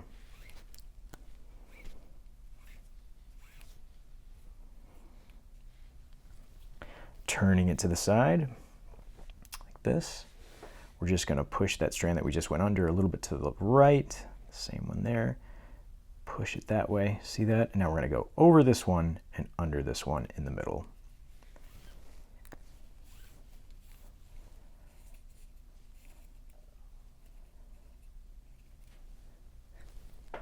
Next, we're going to go push these aside a little bit. We're going to go over this one and dig this one in the middle out and go under it right there.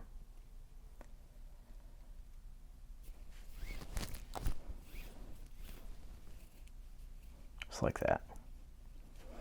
That is our second pass. We have one more pass to go in green, but let's take this opportunity to just push things around and just get this a little bit more uniform. We want all of those black diamonds to be more or less the same shape. And that will be an indicator that our knot is symmetrical. I'll just kind of pull a strand here, pull a strand there, work one all the way around like this. Happy with that. Now, as I'm dressing this up and preparing it for the final pass, I want to mention to you guys that I do have a tutorial on this knot, a 9x8 herringbone knot. So the principles are the same. This is just a different type of material that we're using for this knot. I used Whipmaker's cord, which is a slightly larger diameter cord for that tutorial, but there's a link in the description. If this is just a little too fast for you and overwhelming, that video should get you where you want to go. So now I'm just taking my thumbs and just pushing this cord to the sides to just expose the top, because we have to make a little bit of room for the third pass, as well as the passes that are going to be coming soon with the yellow, which is going to be our strand that we insert to make this a herringbone knot. I've not tied one of these knots in a long time, my friends, so it's coming back to me slowly. Okay, let us right now do the final expansion pass for this knot. We're going to do the same thing we've been doing. Find the leader, mimic it, whatever it does we do on the right side, up to the right, down to the left. So as you can see here, it goes under, we go under. Then it goes over, we go over. Then it goes under, we go under again. Over, we go over. Under, we go under.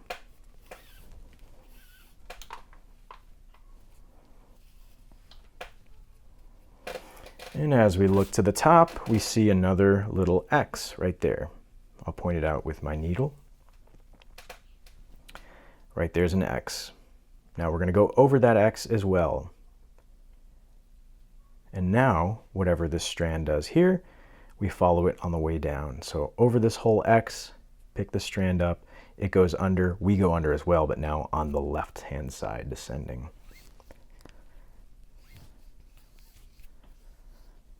Just cross that X at the top like that. It goes over, we go over. It goes under, we go under.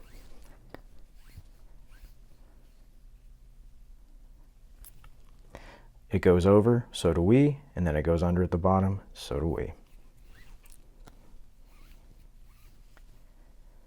this point, we're going to pull these apart a little bit.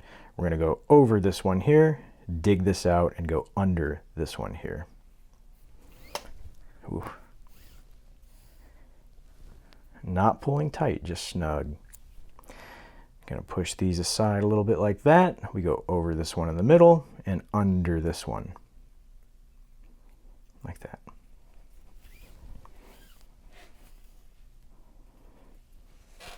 Next, things are getting a little bit crowded here, but I'm going to push these apart like this. We go over this one here, and we have to push these aside a little bit, dig this middle one out. We're going under that one in the middle, like this. Pull it through. Looking at the top, things are getting a little complicated, aren't they? I'm going to push these aside like this, push this one to the right. Now we're going to go under this one here. Under this one right there. Pull it through.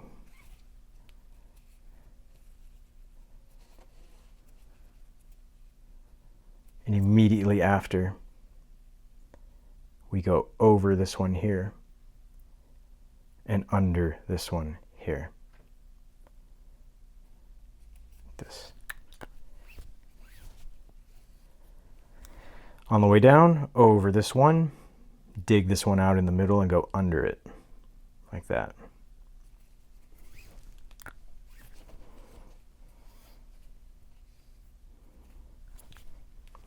Next, we push these aside a little bit here, and we go over this one there, and under this one here, digging it out. Pull it through. At this point, we're going to stop and once again reassess our absolute mess of a knot. Chris, my friend, you make it look so easy, brother. How do you do it? Yeah, I'm just going to be kind of working these around and pushing things around.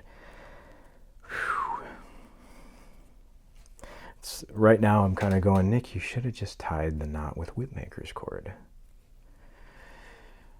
But I didn't want to. I wanted it to be consistent with the rest of the whip.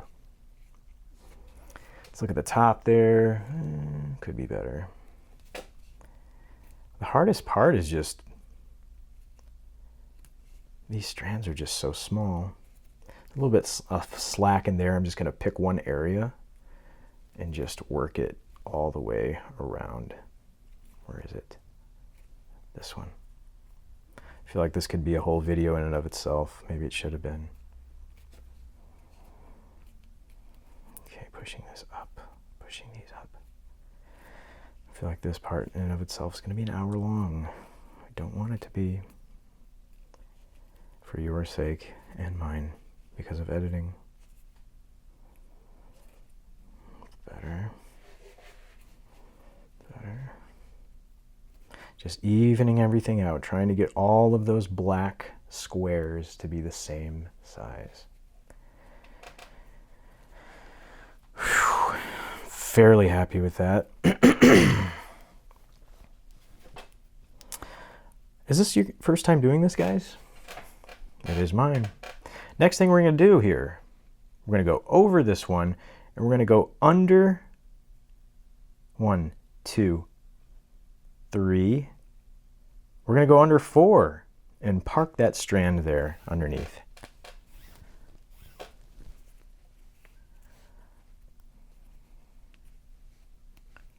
We're going to spread this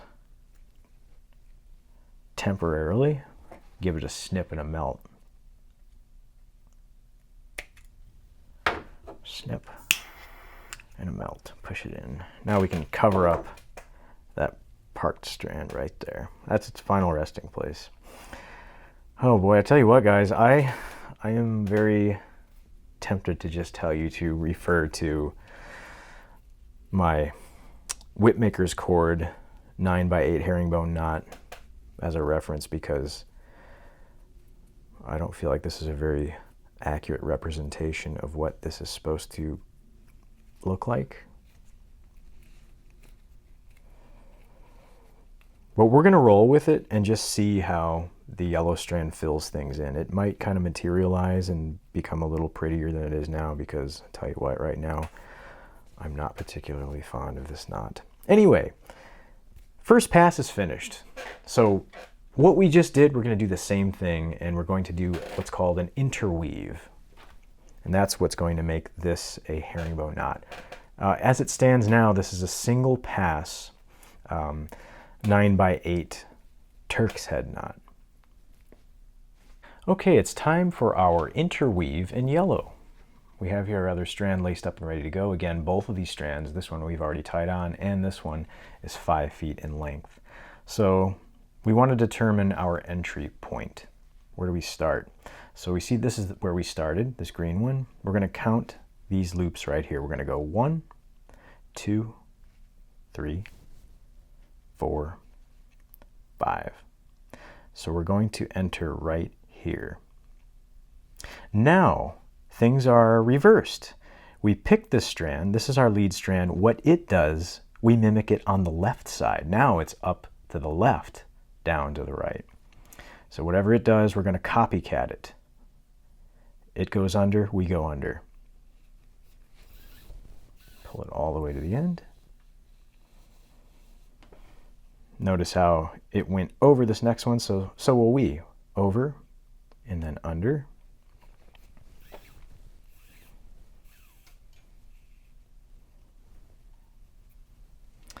Then it went over, and then it went under after that. I feel like I'm telling a story. What did it do next? We went under, it went over, then we go under, like this. Let me correct this focus.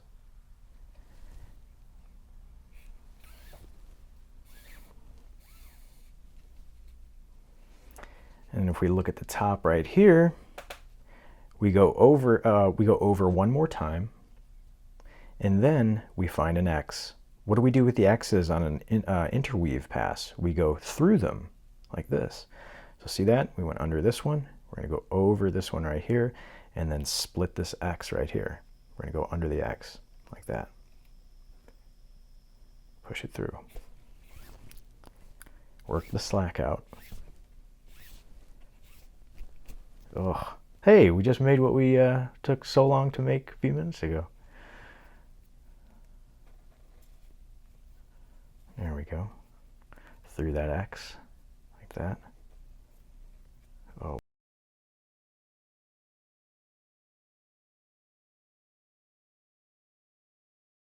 So once we have gone underneath the X, we're going to pick this strand up on the other side. Now we're going, mimicking it, copycatting it on the right side as we descend. So see how I went over this green strand? This green strand went over this one. We go over, then we go under right next to it, mimicking it on the right side.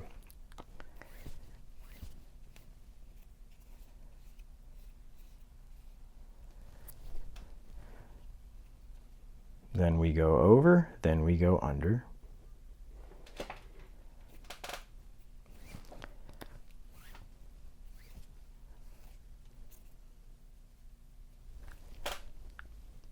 Then we go over, then we go under.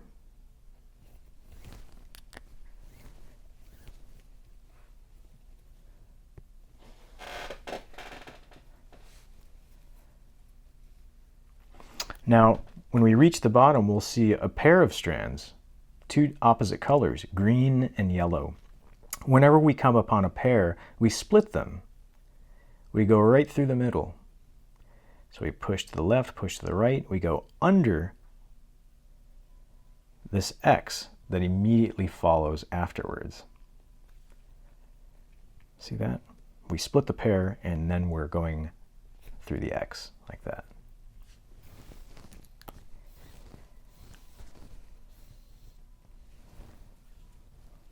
And now we pick up where we began, basically. Here's our next strand. It goes over, we go over.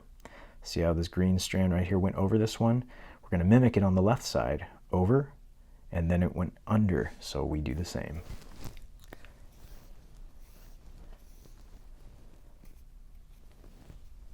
Back up to the top, or approaching the top, I should say. It went over, so do we. Then it went under, so do we.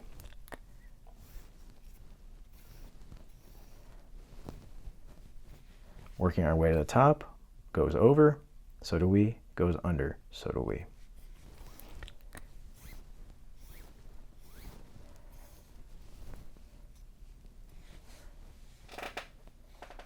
Looking at the top, we have a pair. See this? We're splitting this pair and going underneath this X, which is going to be very small and difficult to get this needle through. Right there. Push it through.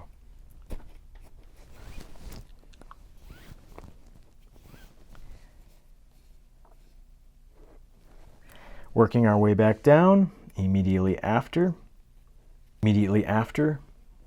we come out of that X, we're going over and under. This is the strand that we're mimicking right now, this one right here. So we're going to go over this one and then under this one.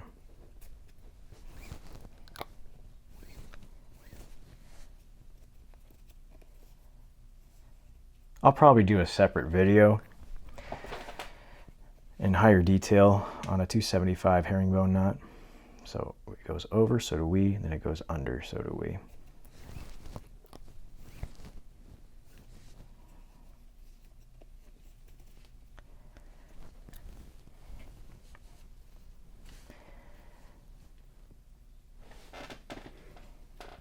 So after we went under that one, we go over this one, split this pair here.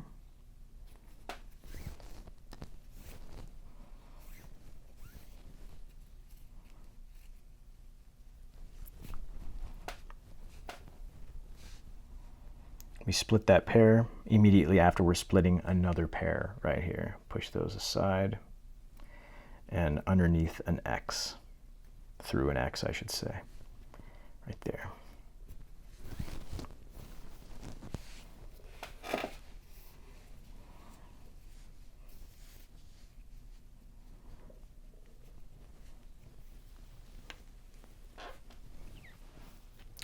Working our way through, after we've come out of that X, we're going to go over and under, mimicking this strand now. We just went through the X, over and under.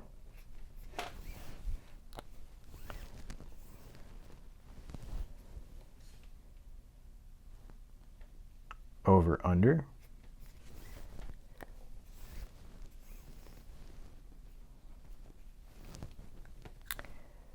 Over, under while splitting a pair.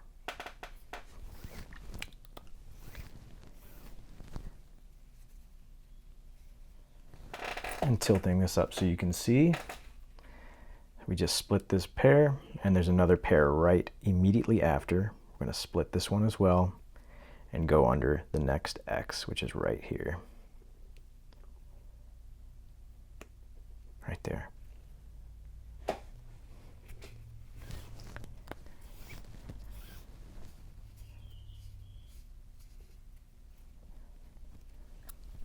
As soon as we come out of the X, following this one down now, it goes over, so do we, and then it goes under. We do that as well.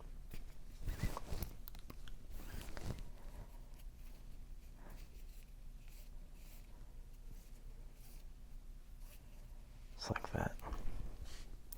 Over this one and under this one.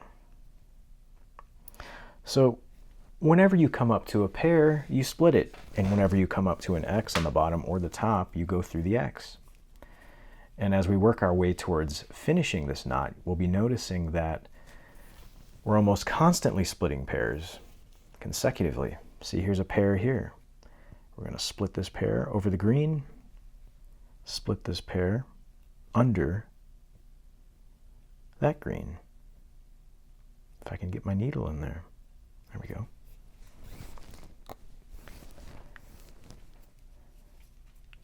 Resisting the temptation to pull tightly. So we split this pair here. Next we have another one, 3 in a row, split it, and there's the X right there.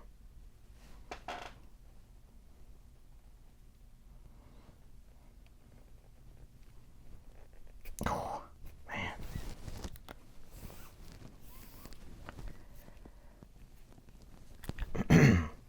And now, this is the strand that we're mimicking, this green one here. Over, we go over. Under, we go under.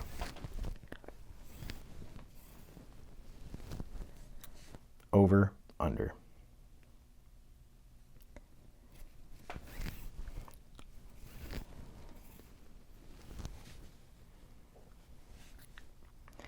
Over.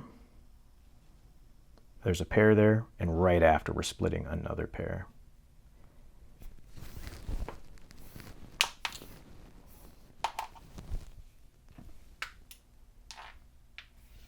Tilting it up. Immediately after, another pair to split. Right there. And following it, we have an X to go through. Right there. X marks the spot always on the top, the rims of the knot. And as soon as we get out of that X, we're immediately mimicking this strand here, this green one right there. It goes over, so do we, and then it goes under. We do the same.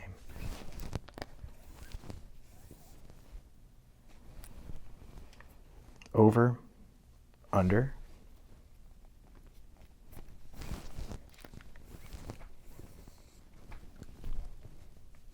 Went under this green, and then we go over this green while splitting the set, the pair, and then under the next green while splitting that pair as well.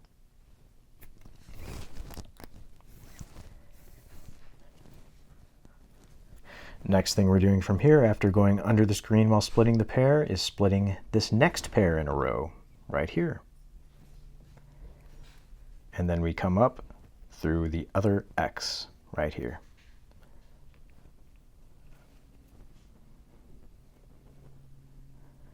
If I can get it. There we go. Come on. There we go.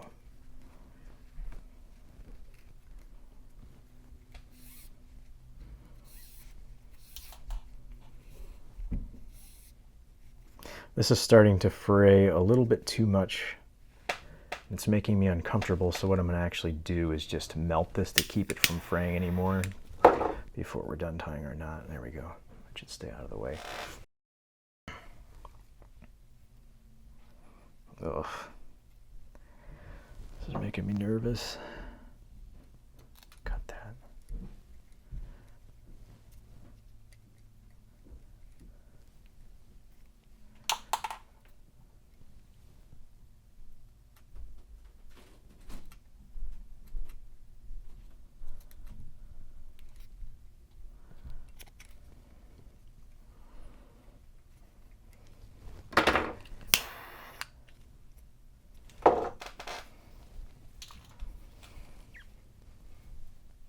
And as soon as we come out from underneath that next X, we're going to rise to the top again. It goes over, so do we.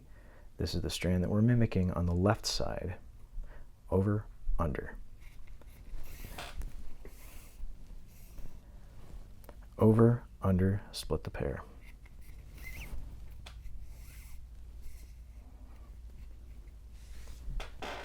Immediately after, over this green and under the next green while still splitting the pair. Just like that.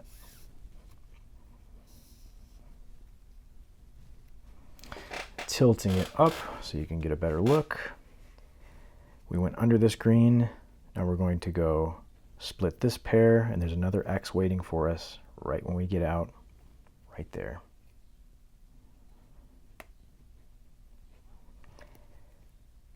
Push it through.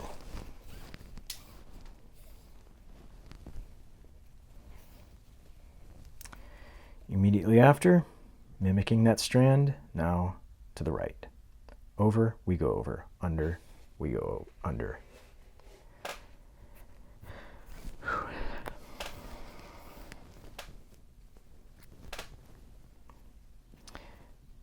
Splitting a whole bunch of pairs in a row, over this green, under the next green, splitting those.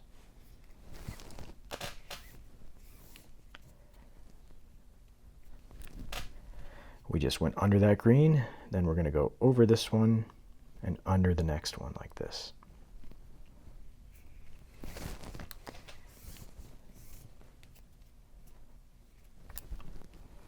Just went under this green here, working our way down. We have one more pair to split, which is right here.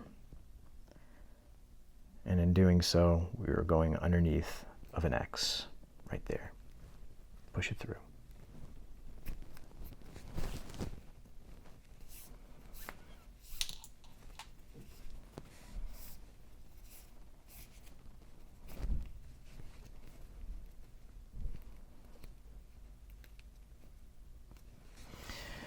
And working our way back up again.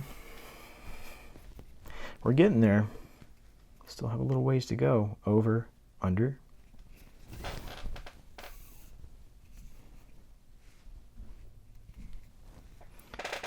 Over, under.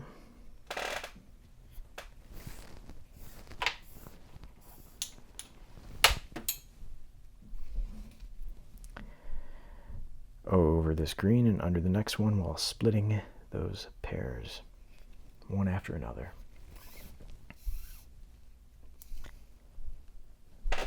Tilting it up.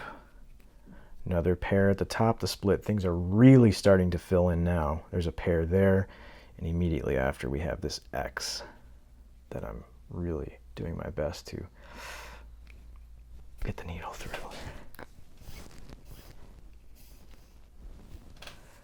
And on the way down, over this one and under this green one.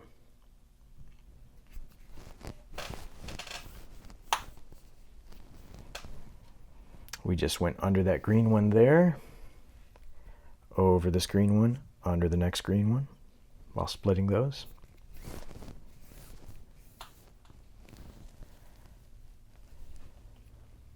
We're going to go over this green one, and under the next one, 2 pairs that we're splitting.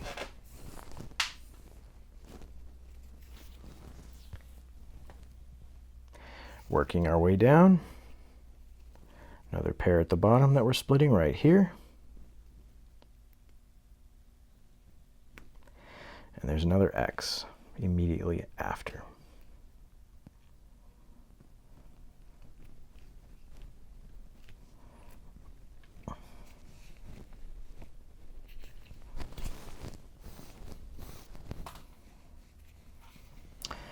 And up to the top again. Over this one, under this green one.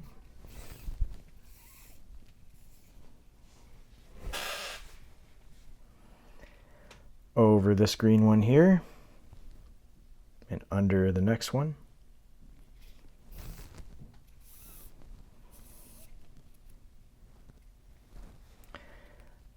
Over this green one here, under the next one. We're splitting pairs almost constantly now.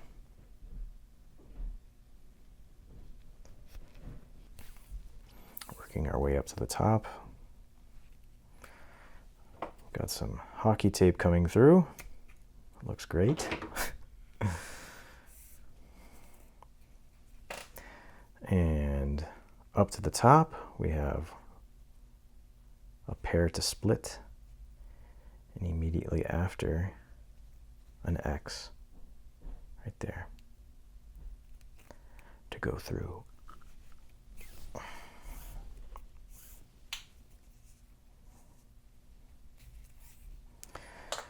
And now on the way down, we're going over right away and under the next one. Try that again.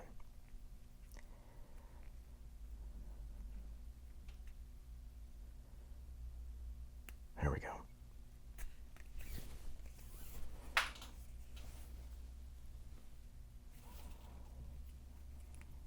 We went under this green, and we're going to go over this green. And under the next one, we're splitting pairs almost constantly. And they're just going to keep getting more and more frequent. So we went under this green here. We're going to go over this green here. Let me push some things out of the way. Over this green here, and immediately after, under the next one right there.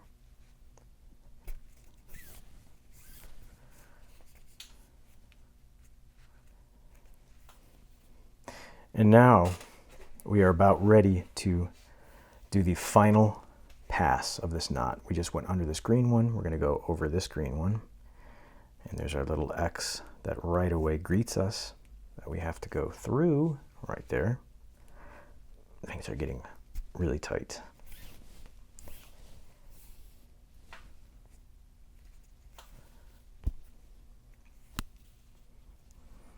We're going to go over this one, splitting both of these pairs like that.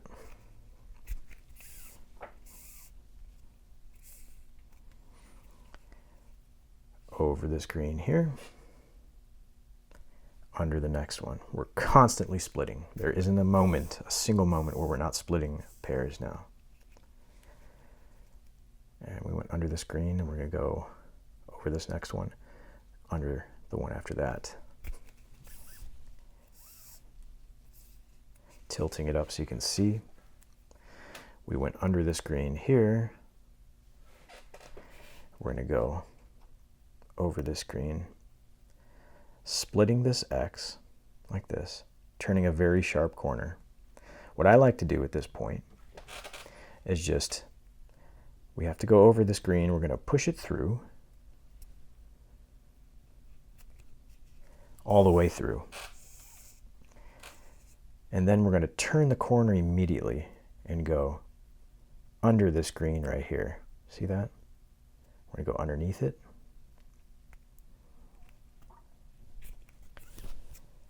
And when we go underneath it, we're going to just tuck this in right there.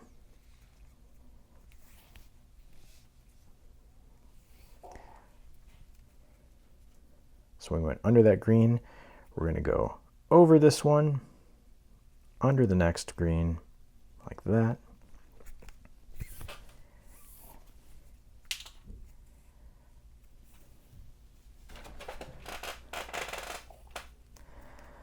Over the next one, under the next one. Get out of here.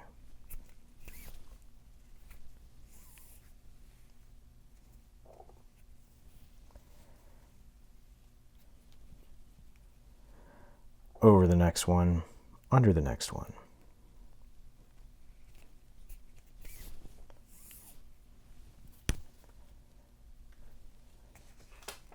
Finally, we go under this green here,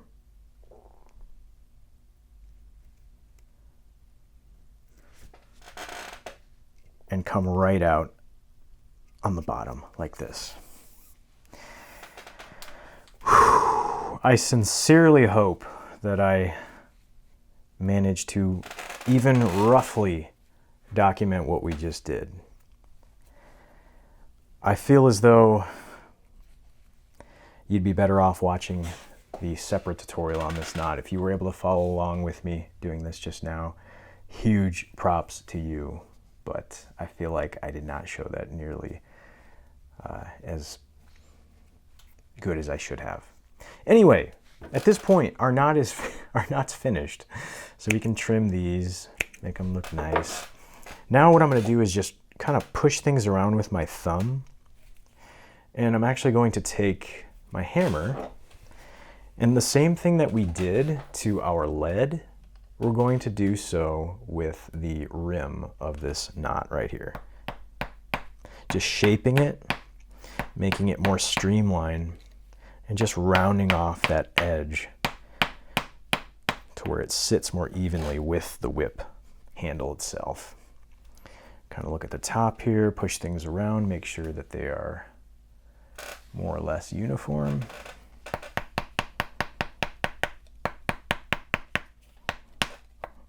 Really trying to bend this lip over and mold it a little bit more nicely than it is currently. Going to give it a little bit of a roll on the workbench, kind of rolling the lip of that knot on the edges, just kind of shaping the top of it. It's about the best that I can do right now with 275 cord. Here we have it. Let's dress it up. Let's snip those excess strands, and we'll be ready for our next step. There we go. We're going to snip this one, the other one, give it a little melt. Good. Give this one a snip and a melt as well. It's the one that was giving us trouble. We snagged it on the needle and it pulled it. Whew, there we have it, my friends. A 9x8 herringbone knot for the very first time in 275 cord. Could be a lot better, but I suppose it could be worse. Alrighty, let's tie a little knot here where the keeper binding meets the platting of the handle.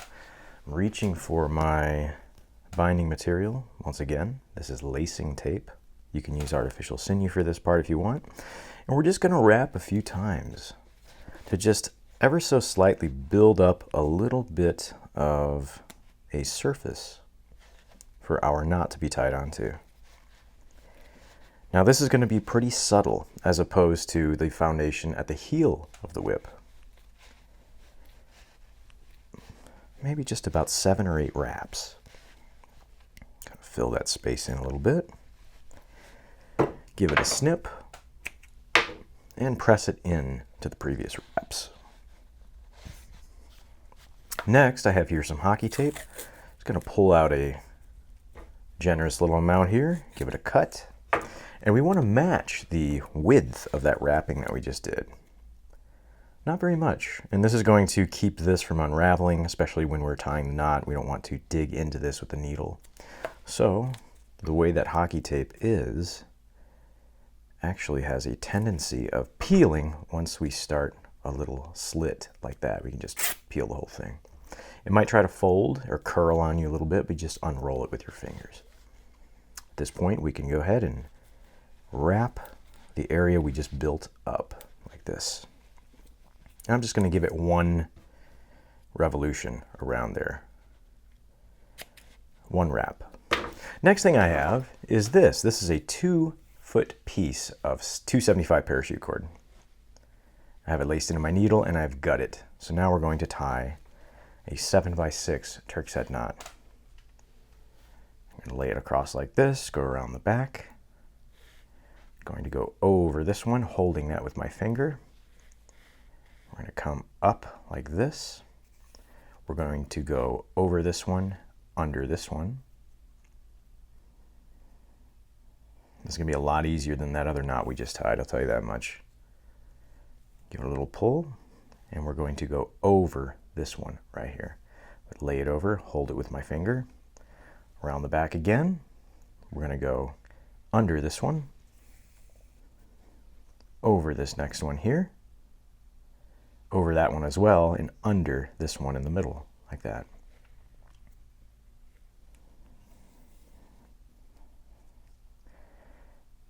We just went under this one, and we're going to go over this one right here. I'm going to hold that with my finger, flip it over again. Now we can kind of push this over here. We can expose a strand in the middle. So we're going to go over this strand here and under this strand right here.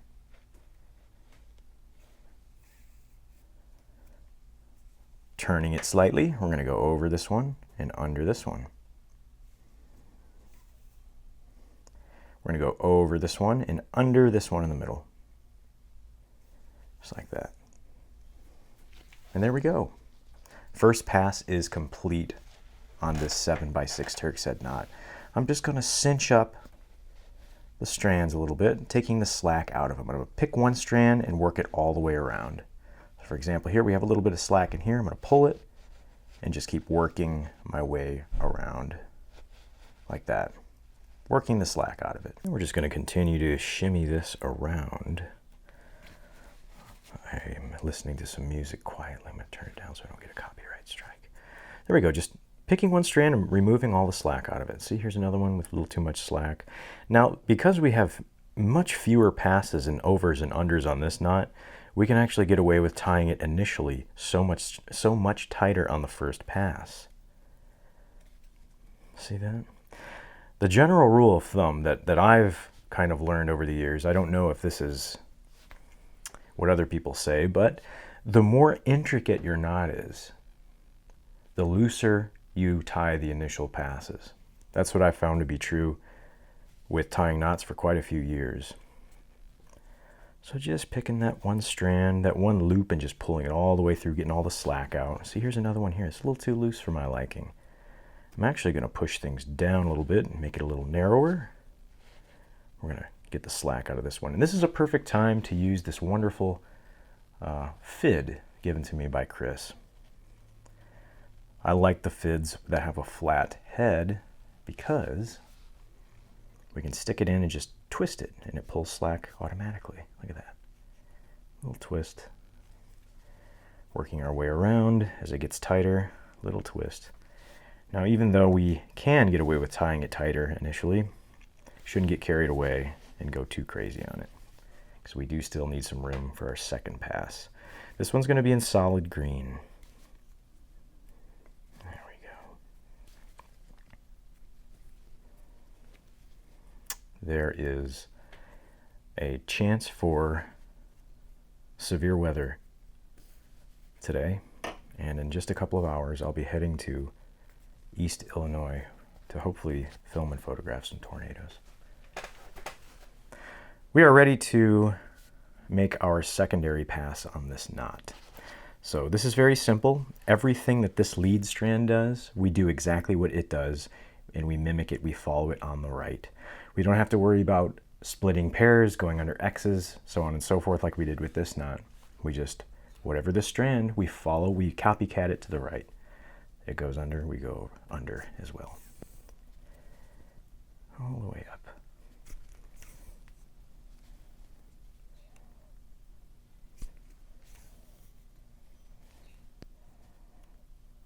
There we go. Might need to occasionally push some things around with the tip of the needle. Have a little bit more access to the entry points.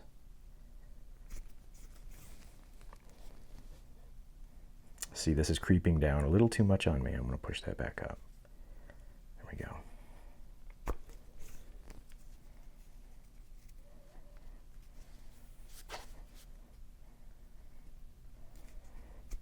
Looking good. Pulling an initial starting pass there. Continuing under and over just as our pilot strand did, our lead strand. All the way up here. I can naturally feel things starting to tighten up a little bit. And you'll know when you tied your initial passes too tight, because you'll get to a point, as you saw me on this knot, I was really having to shove those needles, the needle through with so much force that it was hurting right here. Once you've reached that point, sure, some knots that require a lot of passes and unders and overs will become tight, but when it's that tight, things can get a little out of hand as far as the ease of pushing the needle through. One tip I like to put into effect is when I push the needle in, a little side-to-side motion can help make room for that strand to lay down. Right under here, a little jiggle there, left and right. Pretty happy with the way this turned out. We're almost done. Here's the final entry and exit. Whew. There we go. Under those two. Oh, that hurt. Give it a swift pull. Give this entry a swift pull. And before I cut these, I am going to give it some encouragement with the hammer to just flatten things out. And the reason I don't snip these now as close as possible and then shape the knot is because sometimes it'll, when the knot expands and stretches due to hammering it, it will draw those cut off strands inside the knot and things can get loose on us. So we don't have to let them completely be this long. I mean, I can just snip about like this much, especially since we already pulled them. But now we can shape the knot. Like the way that's going. Getting the other side, getting the rim there. A little too close to the kneecap, that was starting to hurt. I'll use the softer part of my leg. Now something that I am quickly realizing about 275 cord as opposed to 550 or 650 or even Whipmaker's cord is this stuff has a tendency to fray like crazy. And I would imagine that's because there's fewer filaments that make up the material itself. So I'm going to snip this pretty close to the base. Give it a little melt and a press.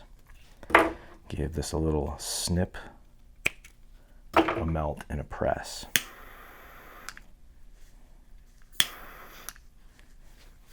There we go. I'm going to continue to shape this a little bit more.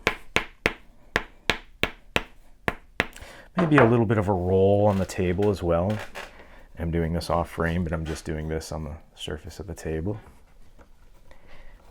That. And there we have it. My friends, our handle is complete. All right, it is now time to prepare the core for this whip. What I have here is 29 inches of 4mm diameter ball chain, and I have a 30-inch piece of 550 parachute cord. Now I'm not going to gut all of these strands. What we're going to do is pull out all of them except for one. That remaining strand is going to help us feed this ball chain inside of this 550 parachute cord. In order to get this ball chain inside of this, what I prefer to do is to clamp just one of the inner core strands with these hemostats. After that, I can kind of just pull all of them out, and that hemostat clamp will keep the remaining one in there. See them coming through? We can kind of tell which one is clamped. We just pull these strands out, keep pulling them out. If they don't move right away, there's a chance that that is the one that's clamped. So pulling them all out like this, one more. And lastly, we have the remaining one clamped right there. For this side, we're going to tie it to our ball chain. And what this is going to allow us to do is pull it through. So it doesn't really matter how you tie this, as long as it's not going to come separated inside of the parachute cord as we're pulling it. Little knot there. And I'm going to give it a couple more wraps just to be on the safe side. Once we have this tied, we can move to the other side where we have that single strand in there. On this side, I'm pulling gently. We can see it's already going through. To help it go through, I'm just pulling that final strand out now, and we'll see the ball chain going inside. We can just kind of work it through with our fingers, kind of spinning like this, the current position of the leading edge of our ball chain. And it's going through very easily, all the way. We want to go all the way until it stops right there. We can see the tip of it poking out. Right there. Once we get the very tip to peek out like that, I'm just going to take my scissors and we're going to snip off this strand. I want it to be flush with the fringed area right there. I'm going to take a lighter and just get this nice and hot, melted, and just roll it. So now the melted section is holding this in. I'm going to slide it all the way down with my fingers like this. And that, my friends, is what we want. The sheath, or I should say the core, 550 parachute cord is 30 inches, and the ball chain section is about 29 inches. So we have 1 inch at the end that is free of our ball chain. And this is going to make up the core of our stock whip. The next thing I'm going to do now is cut 4 6-inch pieces of 275 parachute cord. So I'm going to measure these out right now. I'm choosing to have half of them, 2 of them, in yellow and the remaining 2 in blue. I'm going to measure these out to 6 feet. There's 3, 5, there's 6. And I'm going to cut them and gut them. There's one 6-foot piece. There's another 6-foot piece. Just using the pilot strand, the first strand we cut to get our lengths correct. Trim these off. Here comes our third 6-foot piece of 275 parachute cord.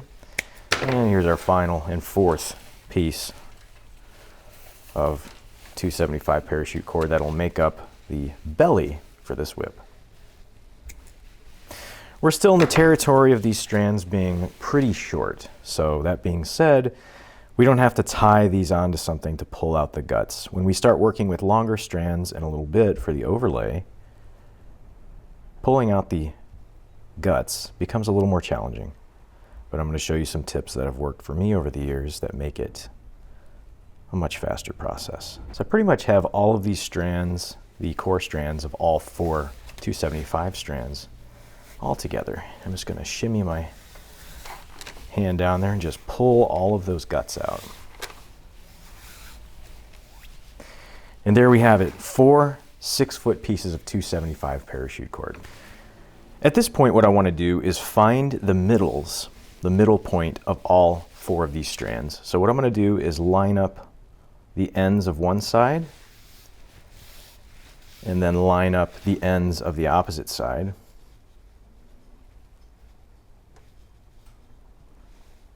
So here's all the ends right here.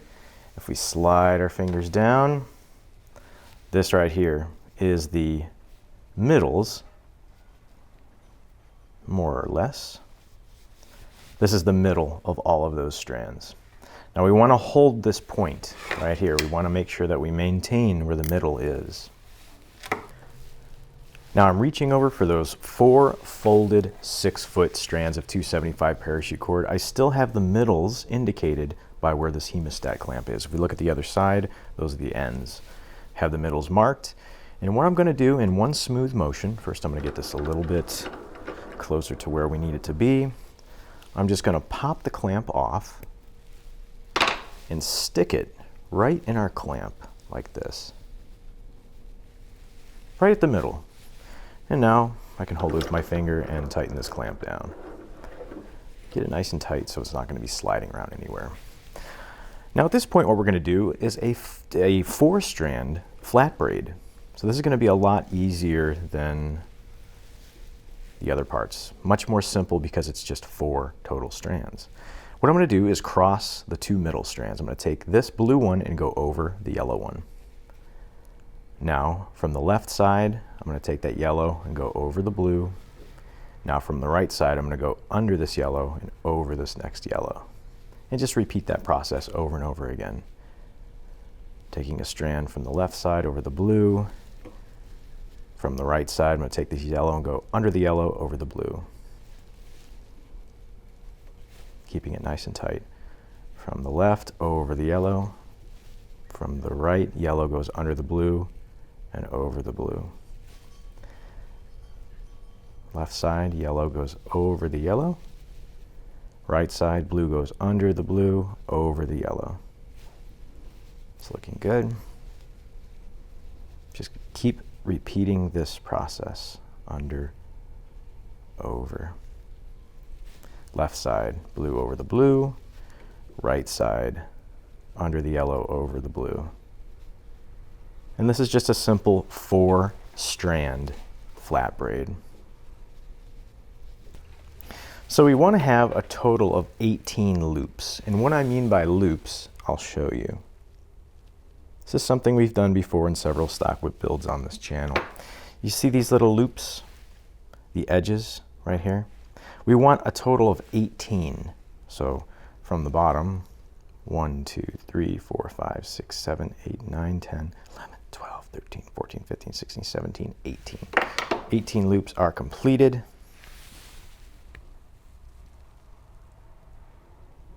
At this point, I'm going to carefully take this whole assembly out of the clamp while maintaining the orientation that they're in now.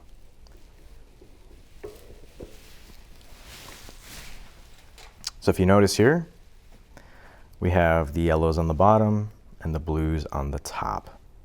And for good measure, let's go ahead and count those loops one more time from left to right. We have 1, 2, 3, 4, 5, 6, 7, 8, 9, 10, 11, 12, 13, 14, 15, 16, 17, 18 total loops. Now at this point, I want to really maintain this position right here.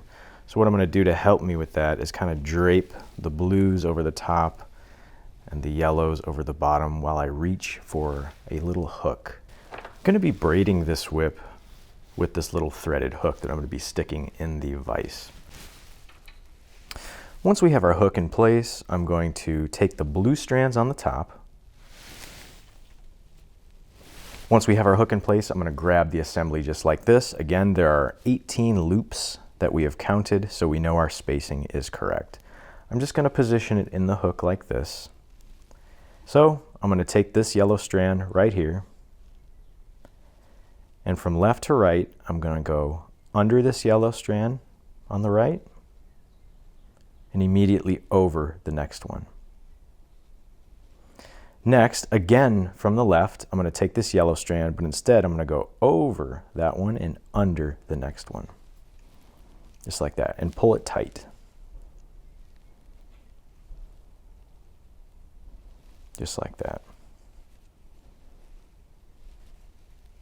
And this is what things should currently look like.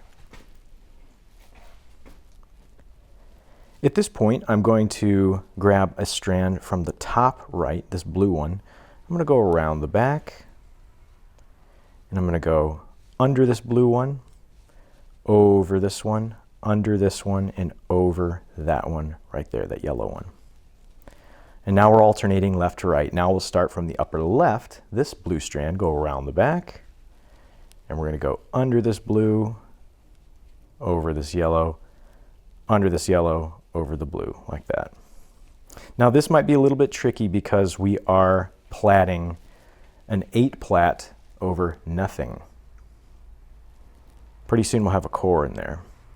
Now, grabbing a strand from the upper right, this blue one, around the back, going under, over, under, over. And the most difficult part about this is keeping the right and left strands separate from one another. And now from the upper left, we have this blue strand around the back. We're going under, over, over, like that. From the upper right, now this yellow around the back, under, over, over. Just like that. From the upper left, around the back, under, over, over. So I'm just going to do this a few times. This is currently an 8-strand diamond plat. And we're just establishing a few strands on top of one another. But at this point, things are going to change for the better as far as ease of platting. I'm going to maintain separation, 4 on the left, 4 on the right. And I'm going to open up the inside of this belly. Once I do so, I'm just using my hemostats to do that, opening up a little tunnel, and I'm going to slide my BB loaded core, or my lamp chain loaded core, up inside this assembly. Just opening it up so it's a little easier to get it in there. Slide it up through. I can just see the tip of it in there. I'm going to actually grab the hemostats and pull it out through, just like that. Once we get that through, I'm just going to tie it off, just one overhand knot on the hook so we can get things started.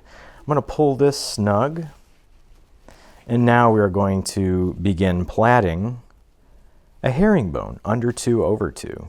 So from the right hand side, we're going to go around the back, we're going to go under 2, over 2, like that. From the left, around the back, under 2, over 2. Back to the right, around the back, under 2, over 2. And back to the left, around the back, under 2, over 2. Around the back, under 2, over 2, alternating from left to right. And we want to establish a few more passes so that this tunnel tightens up a little bit before we pull the core into place. Around the back, under 2, over 2. Around the back, under 2, over 2. We're going to zoom out just a little bit so we can see the bigger picture. There we are. Almost feel comfortable pulling it now. Couple more passes. That looks nice. Now we can undo this little temporary knot, grab it from down here, and pull. I did a few too many passes. There we go. It's still loose enough. See, if I were to keep on going, it would just be too snug to even pull this thing through. So I'm pulling this core strand of BB's ball chain, and we want this tip to be right in that little V there. Let me zoom in on that. Pulling until the little tip is right in the V. A little bit more right there. Just about flush, maybe a millimeter below that V. And now we can continue platting. Under 2, over 2. Under 2, over 2. Momentarily, we're going to be injecting small strands to add that signature swell that so many stock whips have. This swell adds some mass a little ways down the whip's thong and allows the transfer of momentum to allow the whip to crack a little more easily. And we will be using 275 paracord sections in order to achieve that.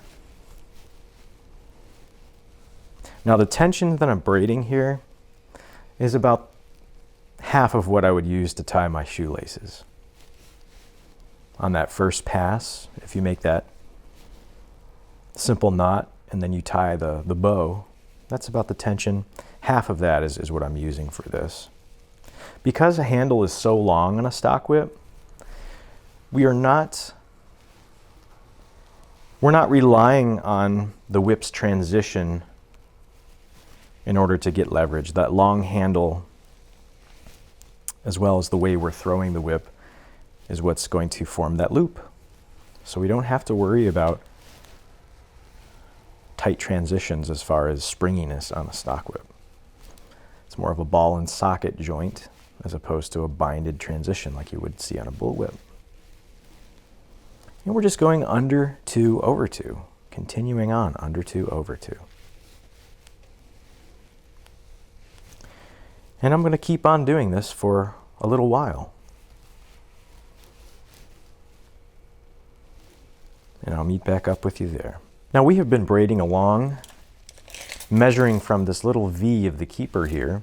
We've been braiding along for about 7 inches. And it's at this time that we're about to start introducing little expanders into the core, the ball chain loaded 550 paracord section of the whip right now. And as I mentioned earlier, this is going to provide that little signature swell that you see in so many stock whips. It goes from thin to thicker, which is oftentimes uncharacteristic in a whip, particularly a bull whip. It's always for the most part, it's always a smooth taper from the handle all the way down to the end of the whip.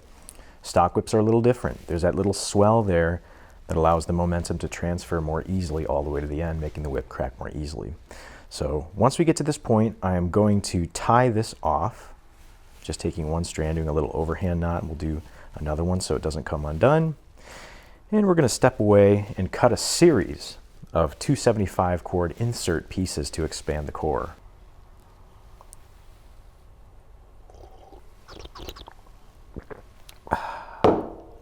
If we look here, we have 4 pieces of gutted 275 parachute cord. The first one is 16 inches, the next one is 19 inches, the one after that is 24 inches, and finally, the last one is 29 inches. Now what we're going to do with all these strands is stagger the ends in 2-inch points like this. I'll show you what I mean by that. So from one end to the other, there's a 2-inch space right there. Now once we have that determined, I'm going to mark where that is on the opposite side with this black permanent marker. There's where we want it. And I'm going to do this with all 4 of these strands that are folded. Again, let's mark with the tape measure. There's 2 inches from the tip to tip. That span is 2 inches. Work our way up, and we're going to mark that as well with the marker. Let's do the remaining 2. Get a 2-inch space right here. It doesn't have to be exactly perfect, but get it as close as you can to 2 inches. Marking it with the marker. Lastly, our 29-inch piece, we're going to do the same thing. 2 inches from tip to tip. And marking that spot with the marker. Now, as I mentioned, these are going to be the strands that we lay into the core in order to achieve the swell. So let's go over to the whip now and we'll start inserting these. So if we look over here, as we remembered, we tied these off just so they would not unravel and unplait on us. I can go ahead and take that little knot out now. I'm going to take my tape measure and I'm going to measure from the little crotch right here in between the keeper. I'm going to measure from that point where the flat braid stops and the whip belly begins, and I'm going to observe 8 inches down here. That is going to be where our first expander is inserted directly onto our BB loaded core, lamp chain loaded core. So let me position this so it's a little bit easier. I'm actually going to remove the hook and just put this in the vise. It's going to make things a little bit easier as far as seeing it. There we go. So again, observing the 8-inch mark from the little crotch right up here, 8 inches right there. Holding that with my thumb, I'm going to take my first strand that we're going to be inserting, and it just so happens to be the 16-inch piece right here. Now, if you remember, of course, we marked the spot where the fold is. Here's the 8-inch mark right here. I have my 16-inch folded piece of 275. What I'm going to do, and some people who are watching this video will probably scoff at this, and it's okay. It's all right. I'm used to it. I'm going to take some CA, super glue, and put a generous little dab right there, keeping the tradition alive and putting more than I need. And then the little area that we marked, that's going to be where the fold is. See that? And I'm just going to fold it, just like that, and press it into that lamp chain loaded core. Now the glue does provide some purchase, but what's really going to be holding these strands into place is the natural tightening of the whip itself. Not only when we braid over it with this first belly, but also when we do the same thing with the overlay. I'm just going to hold it until that glue starts providing some purchase. As we can see, it's staggered 2 inches, just like that. The next thing I'm going to do is measure down from that starting point 1.5 inches. So 1.5 inches right there. That is going to be where we take our second piece. And this one is 19 inches. Same exact procedure. We already have it marked right there with the black. That's where it's folded. 1.5 inches down from the first one. We're going to do the same thing. Little dab of glue right there. And just pressing that in and holding it until the glue cures. Just like that. Maybe a little bit of a roll there in my fingers to make sure that it sticks. So reaching over for this is our 24-inch piece. Again, we've marked it. Let's make sure that black mark there is nice and visible. And again, we're going to go down 1.5 inches from the second one, which is right here. I'm just going to rotate this just a little bit, like that. A little dab of glue, 1.5 inches down from the second starting point. There's the fold. Pinching it and inserting that third expander piece in. Right there. So you can see the whole sequence, 1, 2, 3, staggered 1.5 inches from each other. And I'm just going to pinch this for a few more seconds to let that glue really make contact. That looks good. We'll push the camera back and insert the final strand, which is 29-inch. Lastly, we have one more, a 29-inch piece, and we're going to do the same exact thing that we just did 2 times before. We're going to observe the 1.5-inch mark down from our third strand we inserted. A little dab of glue.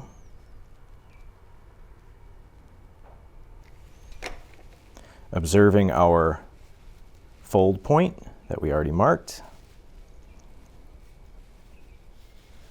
I can hear the Baltimore Orioles out there. There's so many of them this year. I've been feeding them.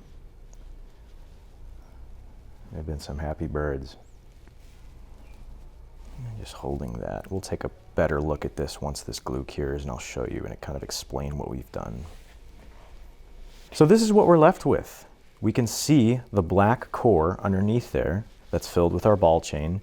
At the 8-inch point right here, which we previously measured and I showed you, we started our first strand. 1.5 inches down from there, we started our second folded strand. Another 1.5 inches down from that one, third strand, and so on, the final strand. Now I want to show you, because we staggered those strands in 2-inch increments as far as the lengths go, they're not folded exactly in half, we have this nice tapered out array of strands. And that's going to allow for the whip to taper as well as this swell right here. The next thing I'm going to do is grab off of the floor some of this inner gut strand. And what I'm going to do is just wrap over firmly where we just inserted those strands. Now when I do this, I want to make sure that there isn't a lot of this going on. I want them all to kind of lay side by side as smoothly as possible. Now the reason that I'm wrapping them is simply for one reason: to keep them in line. Once they're covered, it wouldn't even really matter if this strand was here. This is just to keep them in line, especially while we plait over these strands. And I'm doing this fairly loosely. Just wrapping finger tight. I'm going to go down all the way down here. And we want to pass up that final insert point by about 3 inches. The reason that I'm not pulling these super tight is because that would create a kink in the whip or a irregularly stiff point. And then once I've reached the bottom, I'm just going to work my way back up like this. All the way back up. Just about to where we started. I'll just tie a little simple overhand knot like this, little half hitch. And I think I'll be so bold as to just put a little bit of glue right there in order to keep that solid. Little pinch there. Just like that. Little roll. Maybe a little bit more glue. I'm happy with that. Let me grab my scissors and snip off this excess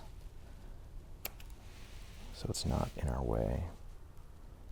Just like that. Since all these are in place, we can continue plaiting under 2 over 2. We can just pick up right where we left off and pretend nothing ever happened. Under 2 over 2, under 2 over 2. Again, plait firmly, little pull there, but do not pull extra tight. Under 2 over 2, under 2 over 2. And I'm just going to keep on going for several more inches. I'll tell you where exactly that point is. Not exactly sure where it is yet. I'm just going to kind of do it by feel. But it's important that we really kind of, I won't say work quickly, but get this covered up. Get those starting points covered up, because even though we did wrap it with the gut strand, the single gut strand, you're just going to feel a lot better about the way this project is going when you know that all these are covered up. Or I do anyway. Continuing on. Under 2 over 2. Under 2 over 2.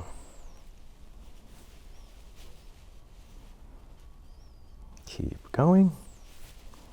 Under 2 over 2. And I'm going to keep on plaiting, and we'll pick up there. I will tell you exactly when I stopped plaiting and tied off these remaining strands. I'll meet you there. All right, my friends, we have been plaiting along under 2 over 2 this whole time, and we've reached the point when we measure from the top, the measuring point that we've been measuring by, where the keeper ends and the braiding of the whip begins.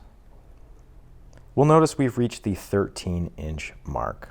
At this point, I'm going to take some electrical tape. As you can see, I have 4 on the left, 4 on the right. I'm going to take some electrical tape and just temporarily tie this off tightly, right at the 13-inch mark right here. Give it a nice, hefty wrap right there. And the next thing that we're going to do is trim all of these strands in a staggered fashion to where the spacing between the ends of all of them is roughly the same. And this is all in the name of, once again, encouraging taper. Before we get too far along, I'm just going to give this a hand roll, just to round things out. It does not need a lot of pressure. Now we can already see this little swell that we're achieving right here. Notice how it starts pretty skinny. Ooh, that'd feel good. There's a shaving of aluminum. It starts off this diameter, and the diameter increases gradually until it starts increasing even more quickly at this point, and then we're just left with tails. So what we've done here is we have all of our strands. Some of these strands consist of strands that were made up for the belly, and the other strands are the tails of the strands that we inserted in order to achieve this swell. So I'm just going to spread them out, grab my brand new pair of scissors that I'm enjoying so much, and I'm just going to trim all of them to where the spacing is even. So one there, and it'll be a little rough to begin with, you know. We'll dial it in the further we go. I'm just kind of eyeballing this, just picking strands. That one looks good there. Helps to clean out the ones that we've already trimmed. Looks good there. Now we want this core strand to be the longest strand, okay? So we can just kind of work our way back, and I'm just kind of guessing really which ones need to be where. But we just want them all to be staggered. So I'm going to go back here. I think this one needs to be a little bit shorter. Working our way down again. There's no exact science to this. It's just picking which strands you feel need to be shorter. That one there. So on and so forth. This will be the good next one here. There we go. Do this one next. There we go. I'm pretty happy with that. I do see a few strands that are borderline the same length. But overall, this is what I'm looking for. You can see the shortest strand in here somewhere. There it is. Pretty short. And our longest pilot strand, which is the core, 550 parachute cord with the 3mm, with the ball chain in it, right here. And they just stagger. All of the spaces between the ends are more so the same length. This is the single belly of this whip. At this point, my friends, it is time to cut our final strands, the overlay strands, which will send us on the way to finishing this whip. For the overlay of our whip, I have cut a total of 8 17-foot pieces of 275 parachute cord. 4 of those strands are in yellow, and the remaining 4 are in blue. So what we're going to do here is I have all the ends of one side of every strand. So I'm going to expose the cores. I explore more to expose the core. Tie them to this clamp, and we're going to pull the guts out.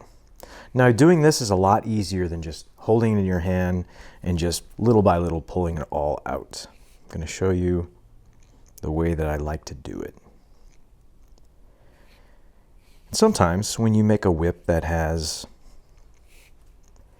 25, 30, and even 40-foot strands, this is a very ideal way to pull these out. So we have one more to go, one more core to expose. And here are all the exposed inner strands of this 275 parachute cord. I'm going to expose a little bit more. And that's just enough to tie all of these core strands in a knot like this. That's what we want, just like that. Once I've tied that knot, I'm just going to put it in my vise and really crank it down so it's not going anywhere. There we are. And now, usually 2 at a time, we can just pull the inner strands out of the sheath. Continuing to slide along.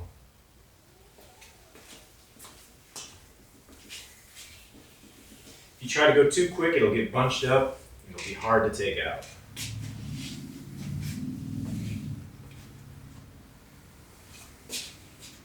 There we have it. 2 strands done. 6 to go. So see that? This is being held. I'm just grabbing this, putting some slack into it, and then running my hands down to pull that out. So I'm going to keep on doing this for all of the remaining strands. Now once all the core strands are pulled out of all 8 of these 17-foot pieces, 4 of them in yellow and 4 of them in blue, what we're going to do is we're going to find the ends of all of the strands. So there's an end there, there's another end there. We're going to find the ends of just one side of all of these strands. And what we're going to do is keep note of the middles of these strands. Now we're actually not going to be marking the middles, but we're going to be finding them. If we were to mark them like we did with the other strands, they'd be visible on the final product. So I have, here's the ends of all 8 strands. Now I'm going to do the same thing and find the ends of the other sides of the strands. All the way down.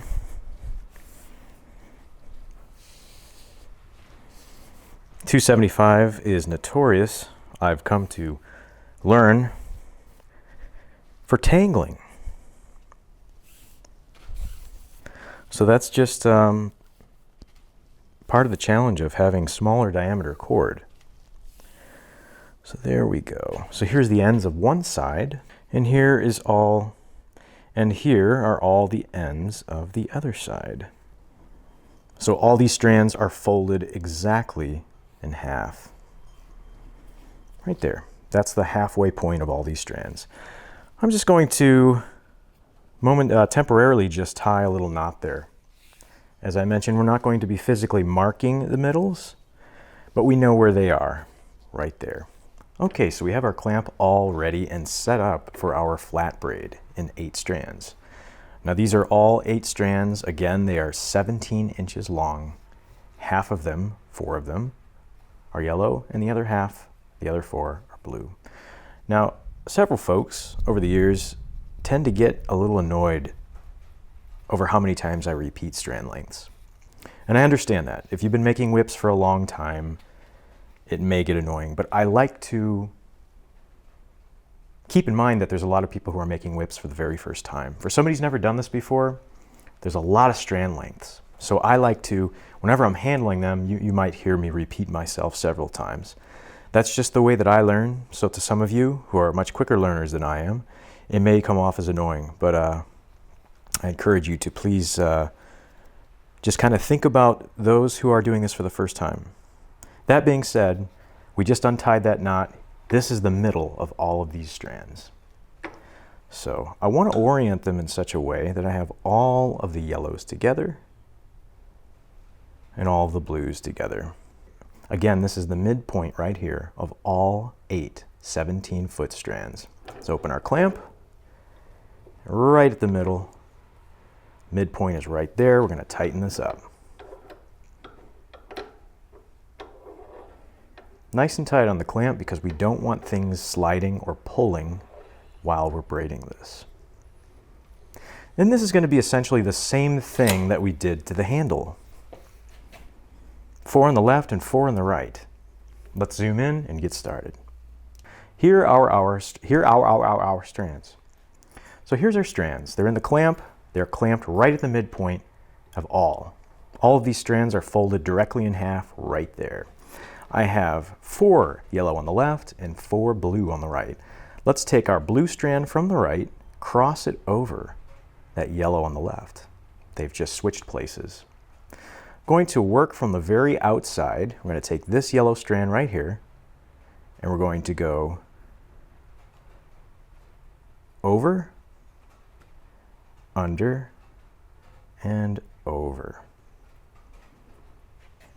And now working from the very far right-hand side, we're going to go under that blue, over that next blue, under the next yellow, and over that next yellow, just like that. Back to the left side, always working from the outermost strands, with the exception of that very first cross we did in the middle. Now from the left-hand side, we're going to take this yellow, which is furthest to the left. We're going to go over this yellow, under this blue, and over that blue. Back to the furthest most side on the right, we're going to go take that blue strand from the outer edge. We're going to go under, over that yellow one, under that yellow one, and over that yellow one. And we're just going to continue this sequence. Grabbing strands, alternating left and right, grabbing strands from the outermost sides and working them to the opposite side. Back to the left, grabbing this yellow strand, we're going to go over that blue, under the next blue, and over that next blue. Back to the right side, for the strand on the outside, we're going to go under this yellow, over the next yellow, under the next yellow, and over the next yellow. Every time I'm just kind of shimmying that, closing those weaves up a little bit. I want to try to eliminate the spaces. Left side, grabbing a blue, over the blue, under the blue, over the blue. Back to the right side, grabbing that yellow from the outside, under, over the next one, under the next one, over the next one. And that's all this pattern is. It's grabbing strands from the outside and moving them to the opposite sides. I'll do this with you for a few more so you can get the idea. There's the strand from this side, under the yellow, over the yellow, under the blue, over the blue.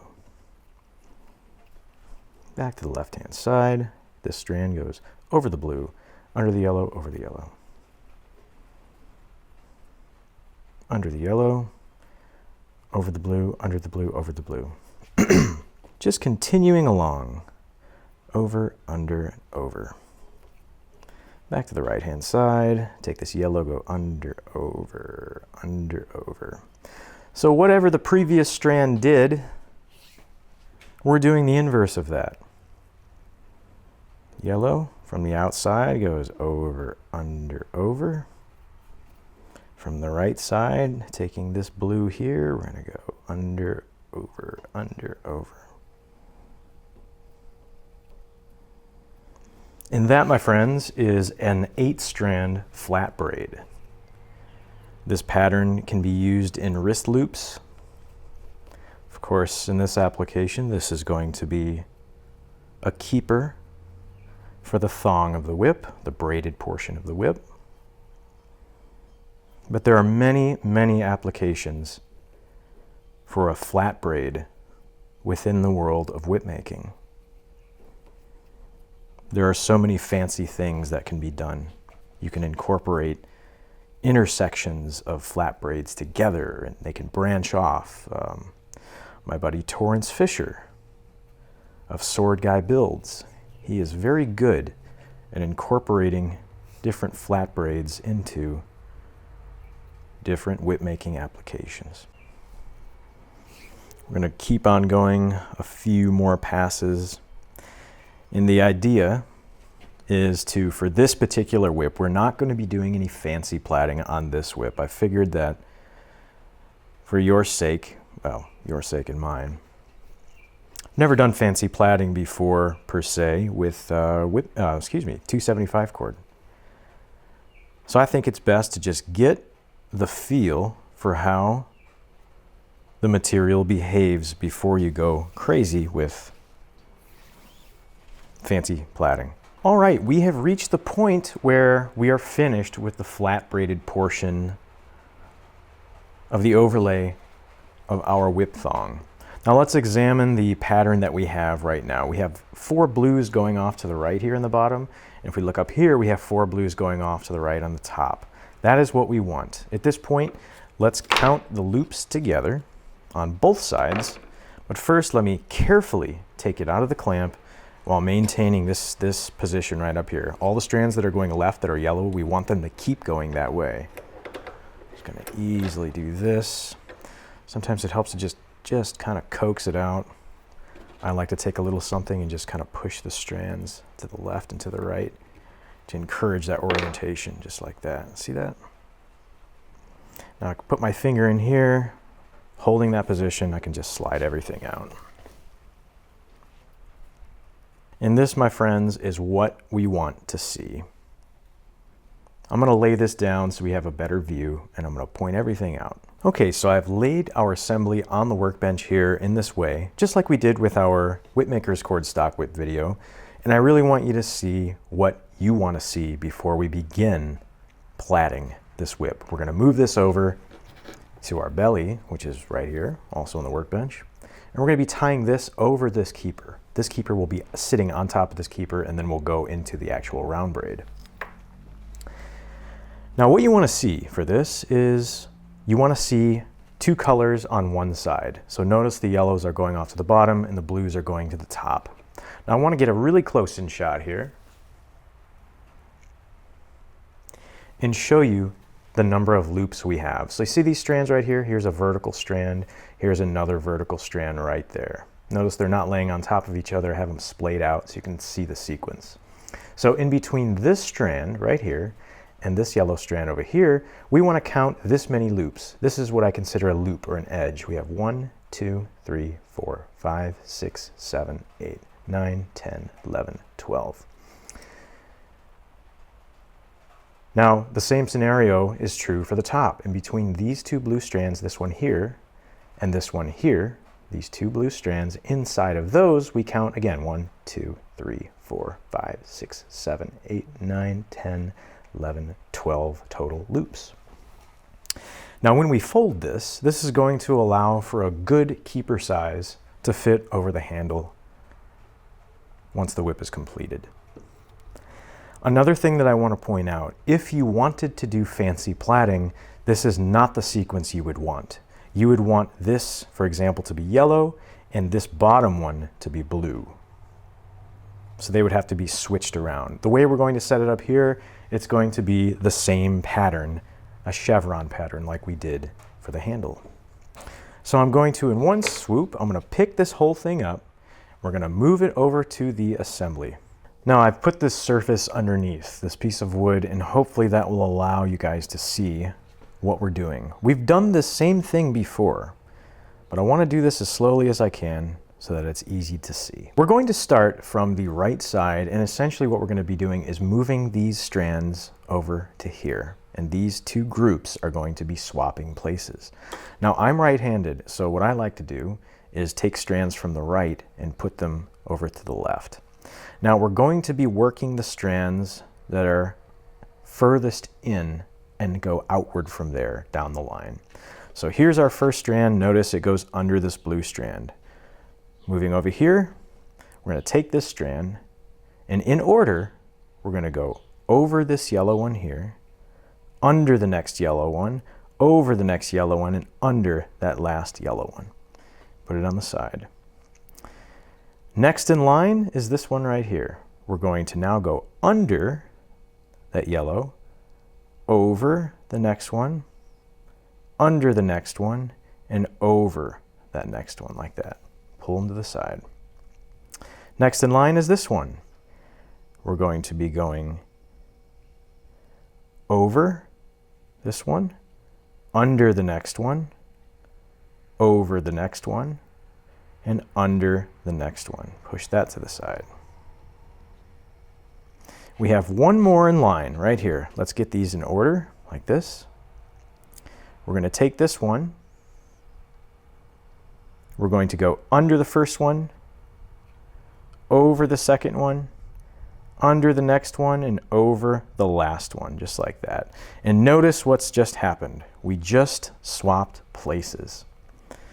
From here, I'm going to gently remove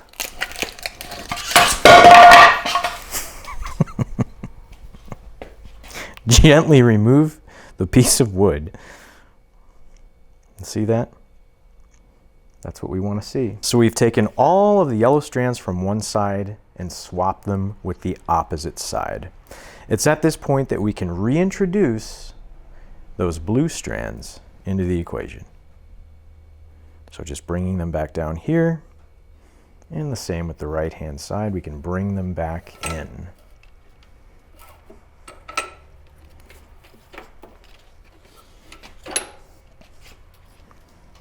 Just like that.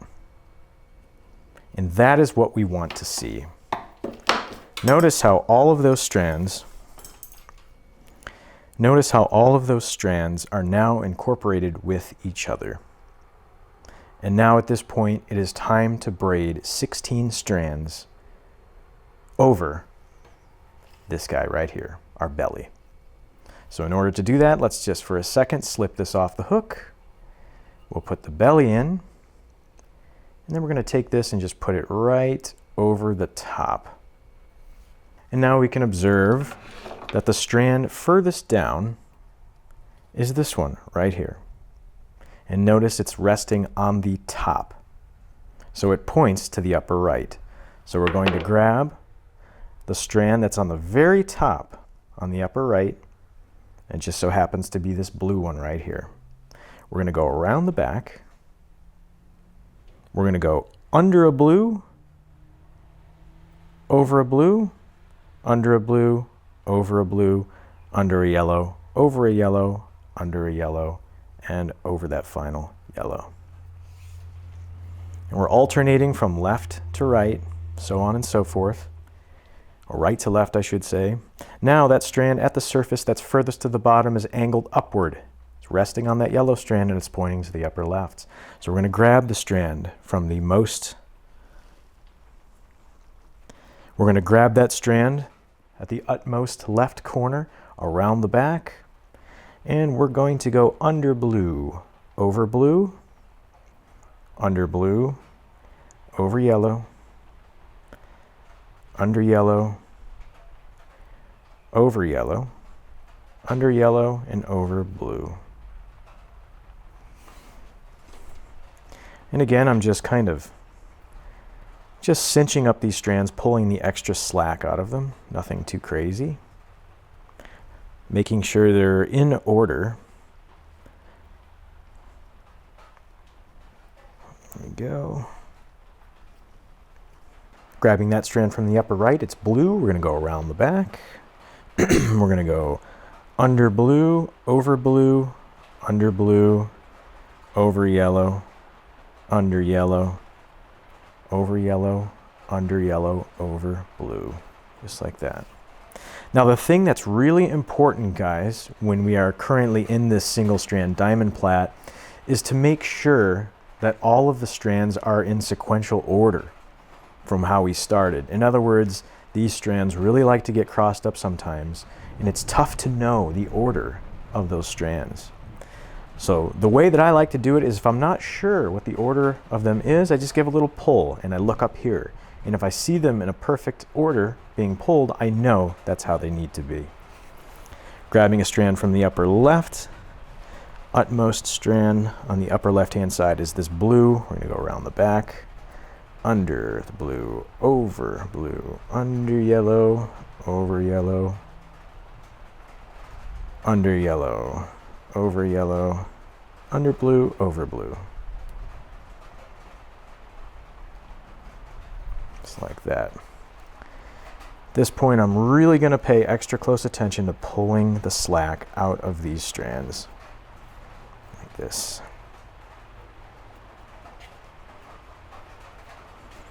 Turning it to make sure it's uniform. Looks good. Back to the right-hand side. Uppermost strand on the right-hand corner goes around the back. Beautiful thunderstorm outside.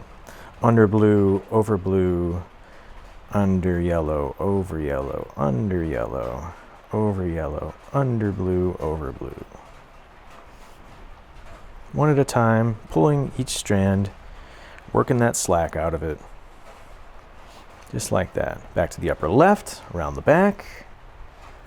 Under blue, over yellow. Under yellow, over yellow. Under yellow, over blue. Under blue, over blue. Continuing on, around the back. I'm going to go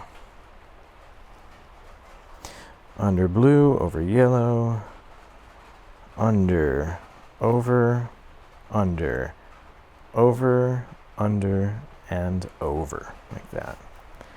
Back to the left, around the back, under, over, under, over, under, over, under, over.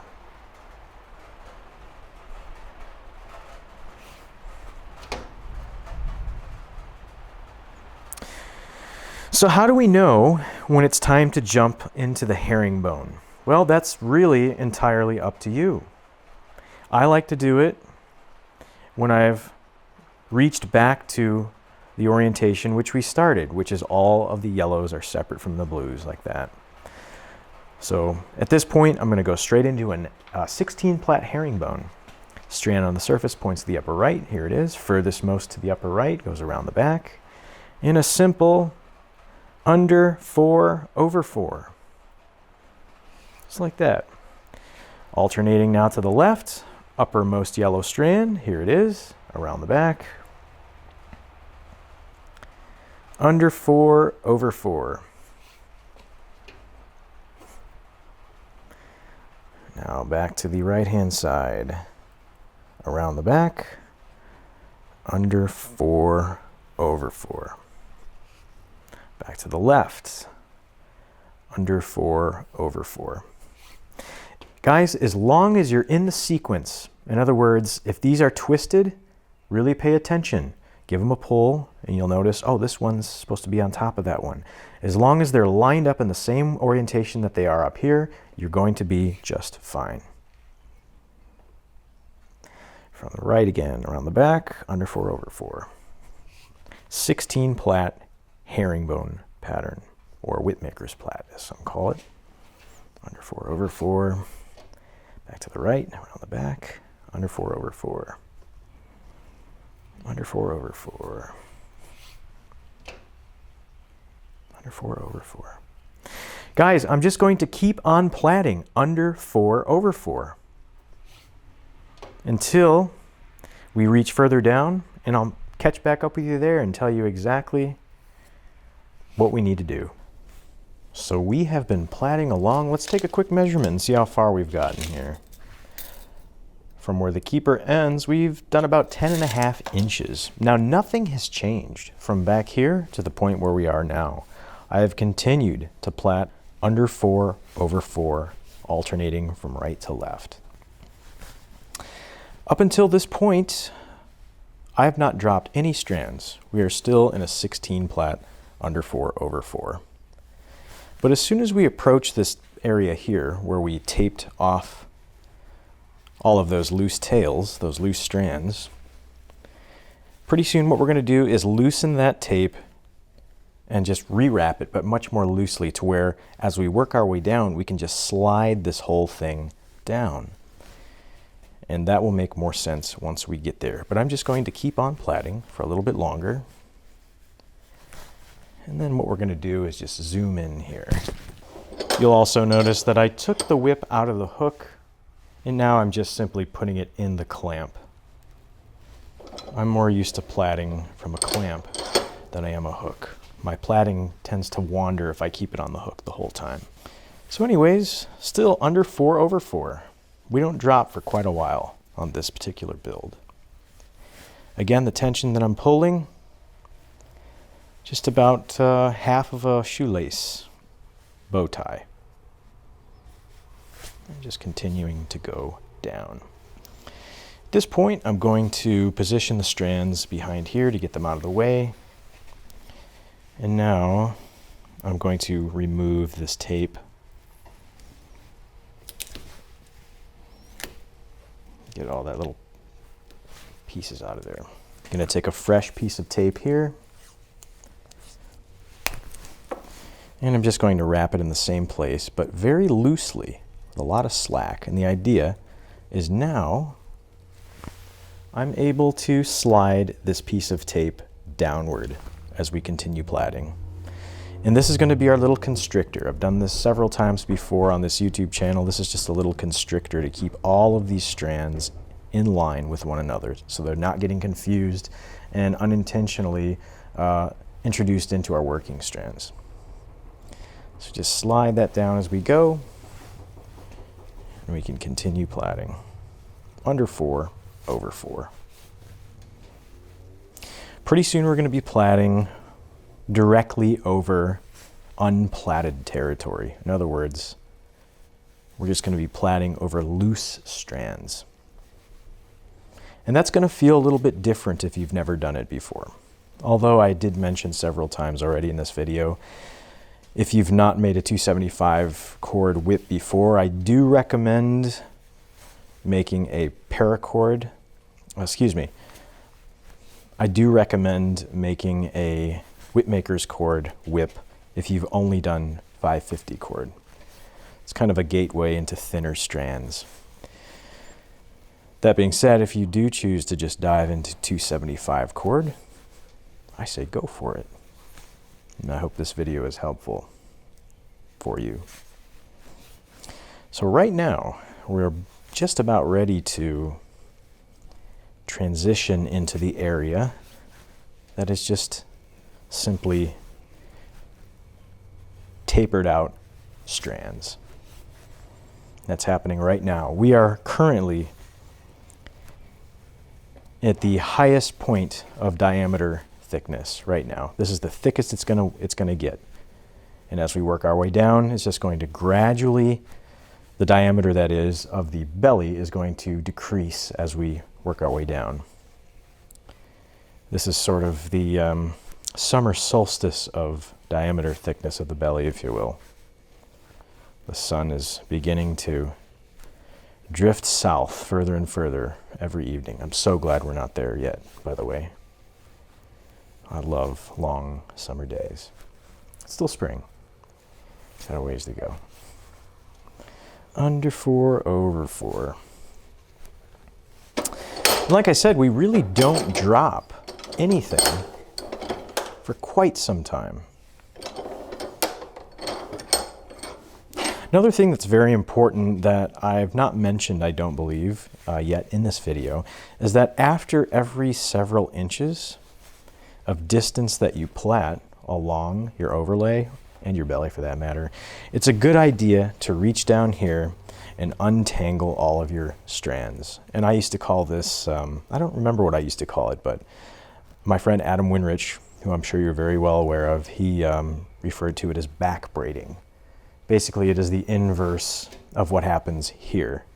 You'll automatically get braiding to happen down here, the inverse of that. So it's not a huge deal for a whip that's this short, but it's good to get into the practice of untangling that frequently. So you just grab one side, kind of individually pull each strand through. I remember when I first started making whips, I was so fixated on what I was doing that I'd look down, especially on a 10-foot whip, and I had the absolute gnarliest knots that were just, you know, it was just Skibbity Ohio Riz, basically, is what was happening. And I had to, you know, take 20 minutes to untangle them all. Yes. There we go. So, you know, just kind of stay on it. You don't have to do it, you know, every inch by any means, but just don't let, you know, a whole foot of back braiding accumulate. So look, here we are now. See, our little constrictor is separating our dropped strands and our core strands for our first belly, only belly. And this is just keeping these where they belong. We don't want them to get accidentally introduced into our working strands. And by working strands, I mean all 16 strands that we're currently plaiting. There we go.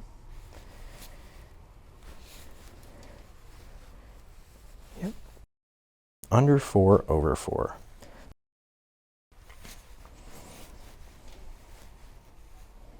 We are working our way through this whip. I'm excited.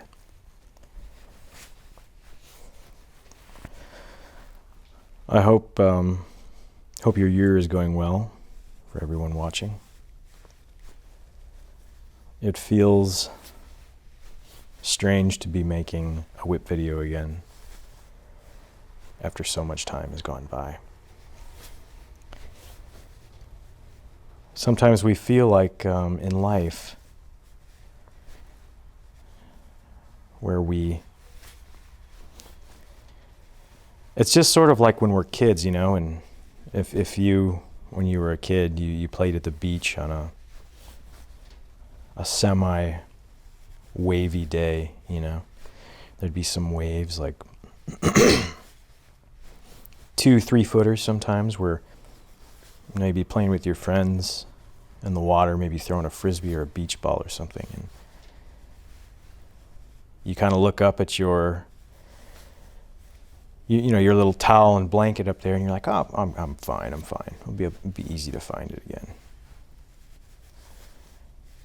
But the current is drifting you parallel to the shore, and every time you jump up, the current is just pushing you just a few inches while your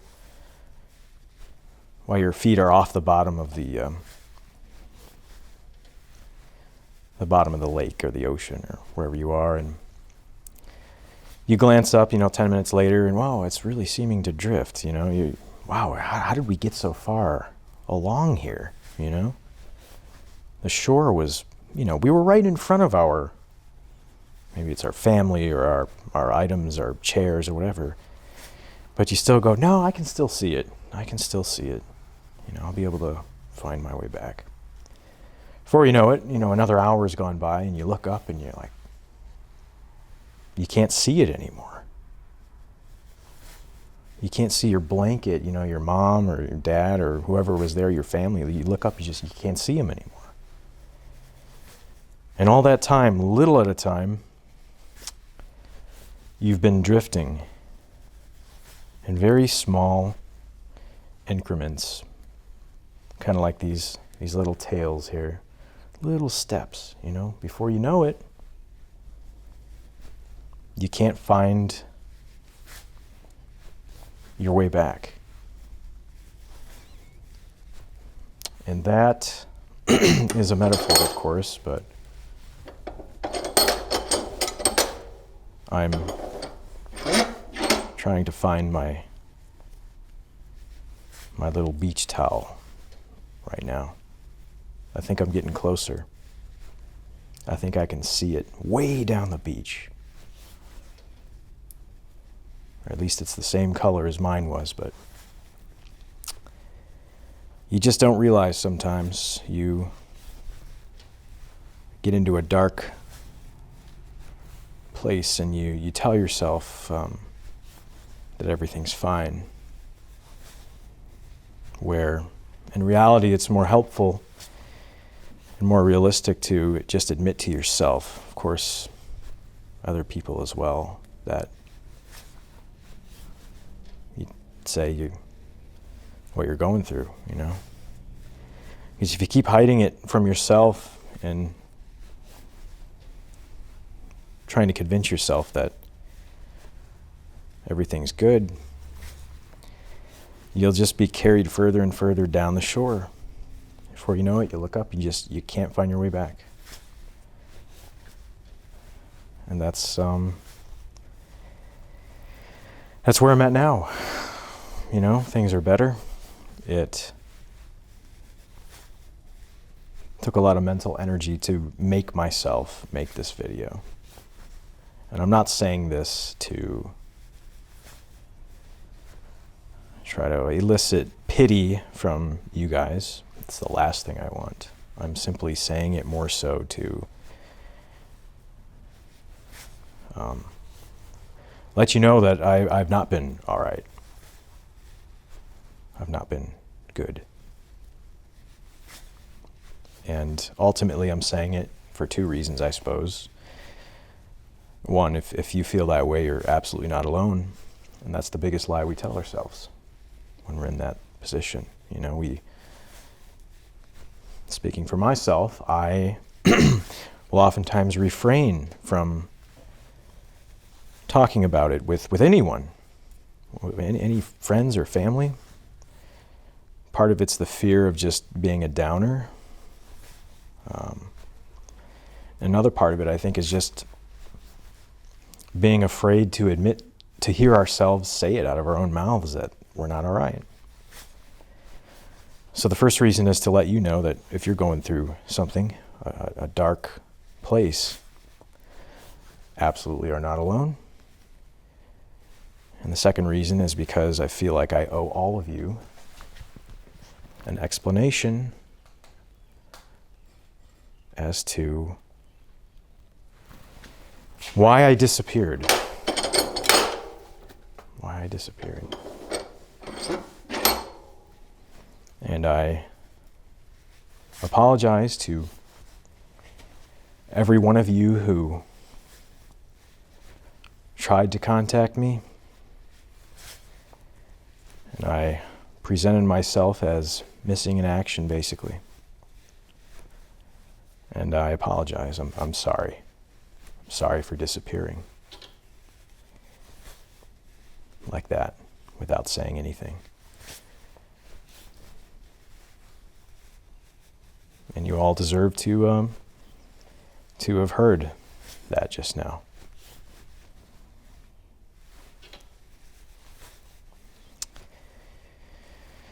But it's one day at a time. It's 1 week at a time. Feeling better. I should say I'm having better days than I am bad days, if that makes sense. It's feeling okay, well, feeling good or just okay is no longer, isolated oases in a desert. So things are getting better, and I appreciate each and every one of you who have been watching this YouTube channel for so long. I thank you so much for being here, and I know how much these videos have helped you through perhaps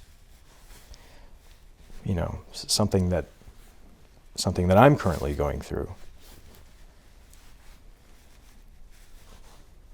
And I thank you all for being here. I appreciate you all. Love you all. So that being said, my friends, I hope you're all doing as well as you possibly can, despite whatever current situations you're going through. Maybe this is the best year of your life. I hope it is. Maybe it's the worst. I hope it's not, but if it is, promise you're not alone, my friend. Not alone. The hardest thing to do, I'll speak for myself, when I'm feeling particularly awful, the hardest thing to do is to keep myself from disappearing and just not talking with anyone. That is the hardest thing for me to do. And my biggest fear is when I do that,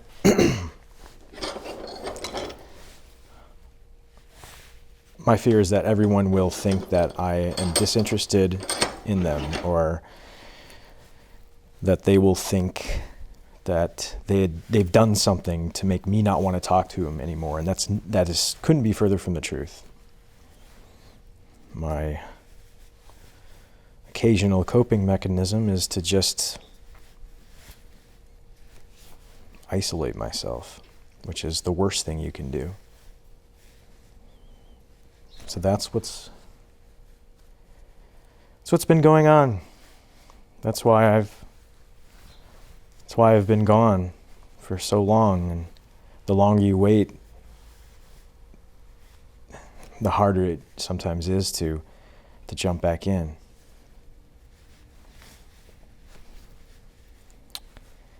So here's a prime example of what I just said a few minutes ago. I've been chatting away, talking away, and look at all this back braiding that we have to deal with. Woo! Nice thing is, though, this stuff is round for the most part, so it's fairly easy to pull all that back braiding out. But I hope you guys are doing good. If you're not, I'm sorry, but you're not alone.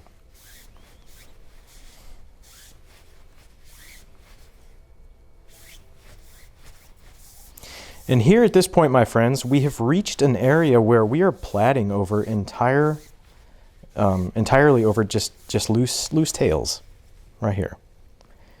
Look at that.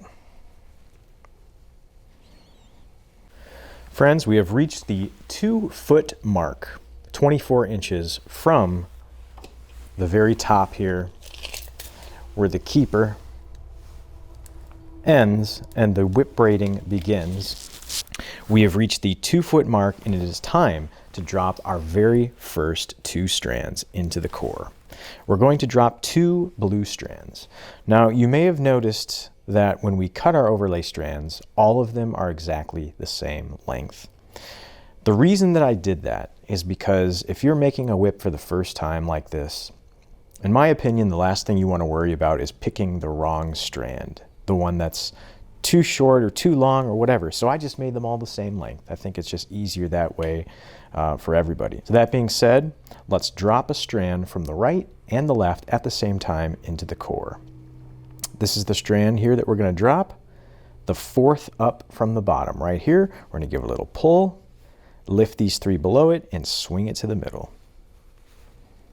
Same thing on the left-hand side, except our blue strand is 3 up from the bottom.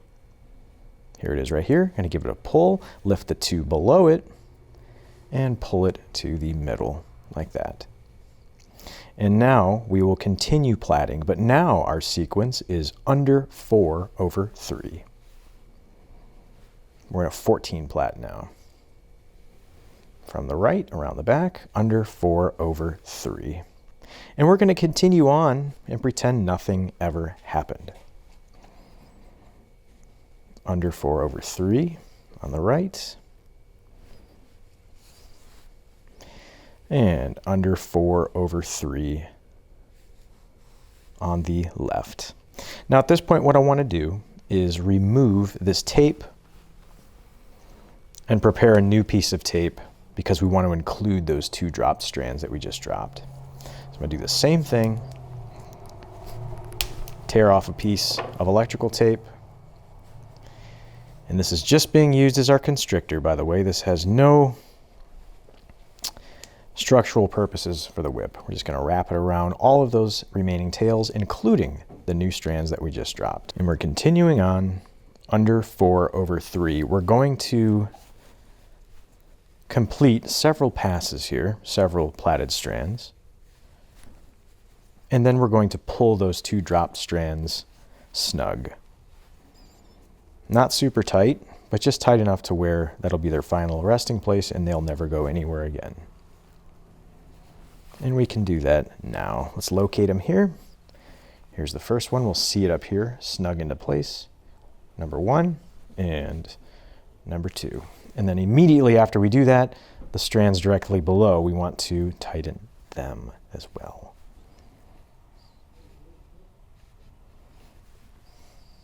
And we can continue from the right side around the back, under 4/3. From the left, under 4/3.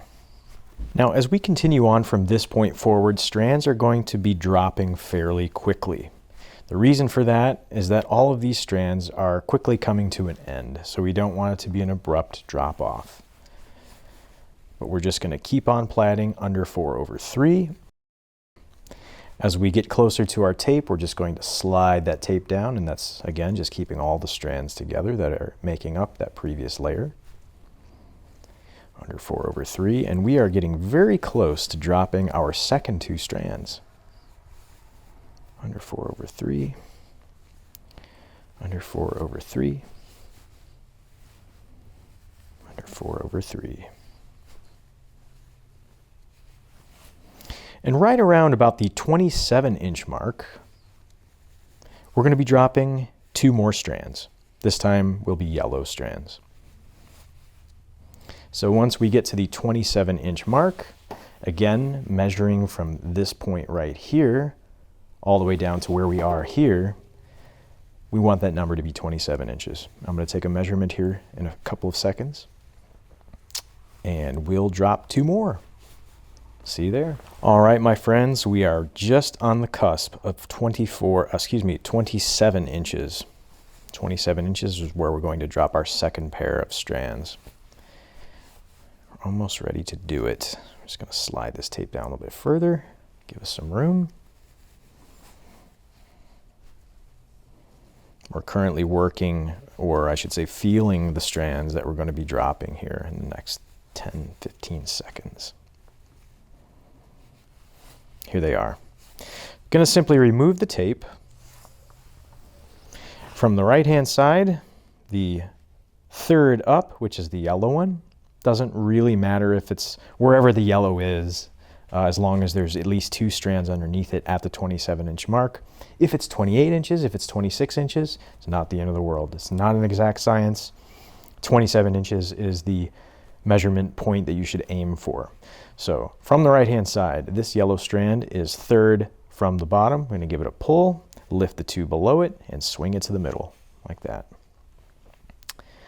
And on the left-hand side, third up from the bottom, another yellow one, going to give it a pull and swing it to the middle. And we're just going to get a couple of passes established here, a few plats established before we tape that off. Now, on the left and right, we're going under 3/3. We're in a 12 plat. 12 plat never looked so thin. You know?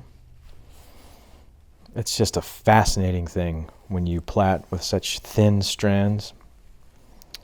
Under 3/3 on the right, under 3/3 on the left. Now let's get these taped together so we don't start confusing them with the working strands. And they're already starting to get a little bit, there we go. The ones in the middle, those are the drops.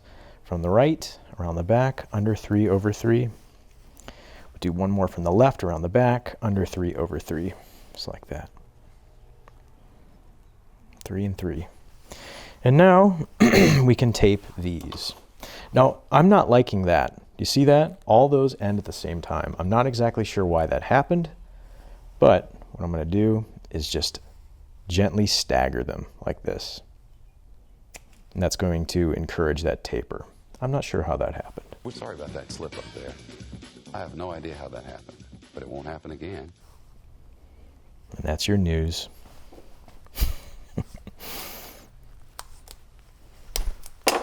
Okay. There we go. So we should be ending those strands that make up the second belly. Excuse me, the first and only belly. I keep saying that, I'm used to making bull whips. And now we're just going to be working with 4 dropped strands as the core. So let's tape them.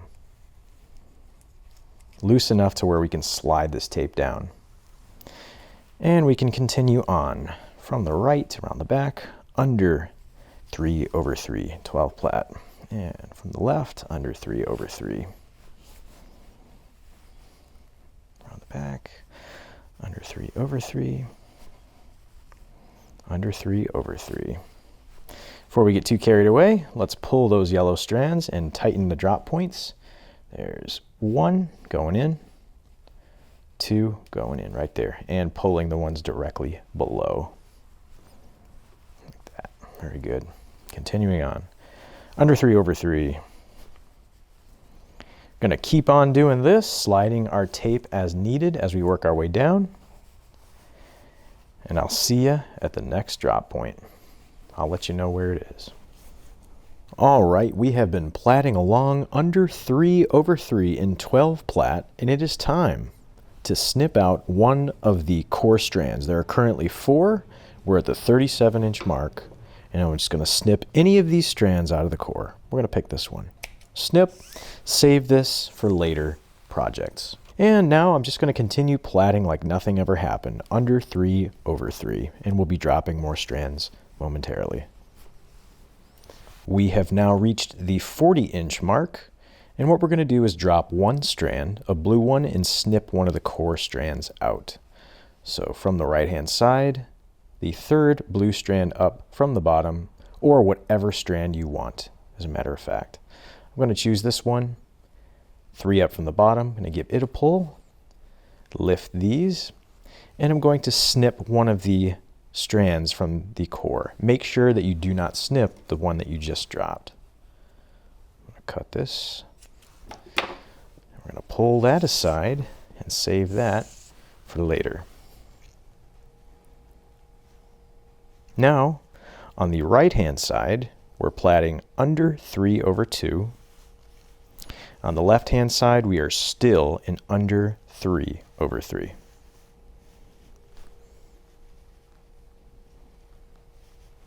Just like that. And once again, we're going to grab some more electrical tape. And once again, we're going to be taping these core strands so we don't confuse them. And we can continue platting on. On the left, we're still under 3/3. And on the right-hand side, we are under 3/2. Temporarily imbalanced plat number. Very shortly, things are going to change.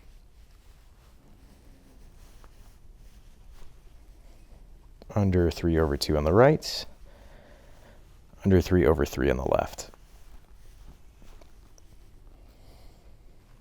And we have reached the 43-inch mark. We currently have 3 strands in the core. We have 5 strands on the right and 6 strands on the left. So I'm going to drop a blue strand from the left. So the 3rd up from the bottom, which is this one, I'm going to give it a pull, lift the 2 below, swing it to the middle, and snip one of the current core strands. Again, do not snip the one that you just dropped.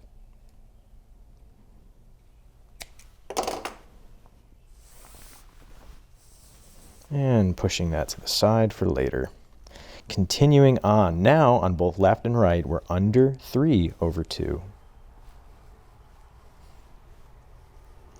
We just did a little drop and a snip. Under 3/2 on the left and the right-hand side, under 3/2. This is currently 10 plat. Unbelievable that a 10 plat can be that small. Again, the beauty of working with very small diameter cord. So far, I have enjoyed 275. It's a little bit different is the word that I'll use for it. Different in a way that it is just more round than, it's more round than normal cord that I'm used to. Continuing on, under 3/2, under 3/2. And I'm going to give that one that we dropped a little pull. It's tightening right there. Again, reaching for more tape. Let's go ahead and wrap our new core strands. There should be 3 of them now. And that's good. Continuing on, my friends. Under 3/2 on the left and right hand side. Moving our tape down as we go. And we'll be preparing for another drop momentarily. Here, at about the 47-inch mark, we are going to drop a blue strand from the right and snip a remaining strand in the core. So let me get one more strand on top of this blue one. There's one more here. So we currently have 3 core strands. We have 5 strands on the right and 5 strands on the left. So this blue one here, 3rd from the bottom, we give that a pull, lift the 2 below it, swing it to the middle, and snip out one of the remaining core strands.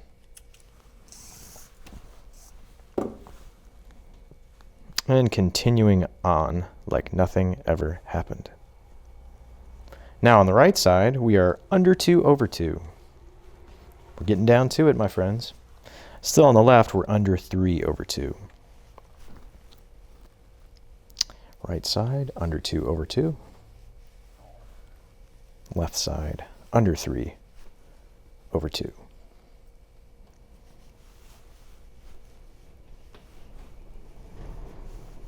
It's getting windy outside.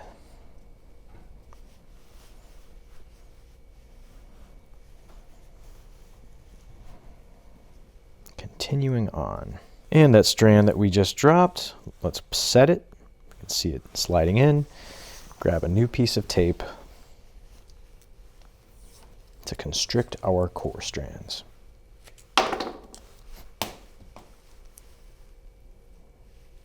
Just like that. Continuing on for a little ways. Still on the left, we're under 3 over 2. On the right, we're under 2 over 2.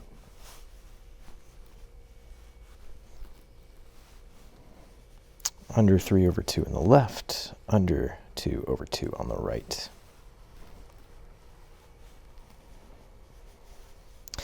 Now here we are arriving at the 49-inch mark. At the 49-inch mark, we have 3 core strands. I'm going to snip one of those out so that there's only 2 left. And continue, again, like nothing ever happened. We're still under 3 over 2 on the left, under 2 over 2 on the right. We are nearing the end of this whip, my friends. Keep on doing what you're doing. Under 2 over 2. We have reached approximately the 51-inch mark right here. And it's time to drop a strand from the left and snip another strand from the core. So let's get one more strand on top of that. The reason that we stack strands on top of the ones that we're going to drop is so that when we drop it, it doesn't pull. It's just a little bit of reinforcement to keep it from giving an off angle, as it were. So 51 inches. This blue strand here, that's 3 up from the left. I'm going to give that a little pull, swing it to the middle, and snip out one of those remaining core strands. Drop in a snip. Set that aside. And now, my friends, we are in an 8 plat. Under 2 over 2 on the left and the right hand side. Things are starting to get quite thin. Consequently, that means things are getting a little bit more difficult to work with as far as small strands in your fingers, but it means that the finish line is near. That's always a wonderful feeling when you've put so much work into a whip and you can feel yourself nearing the end.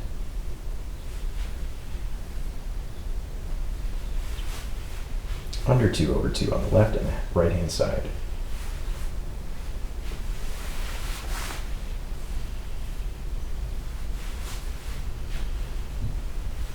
Under 2 over 2.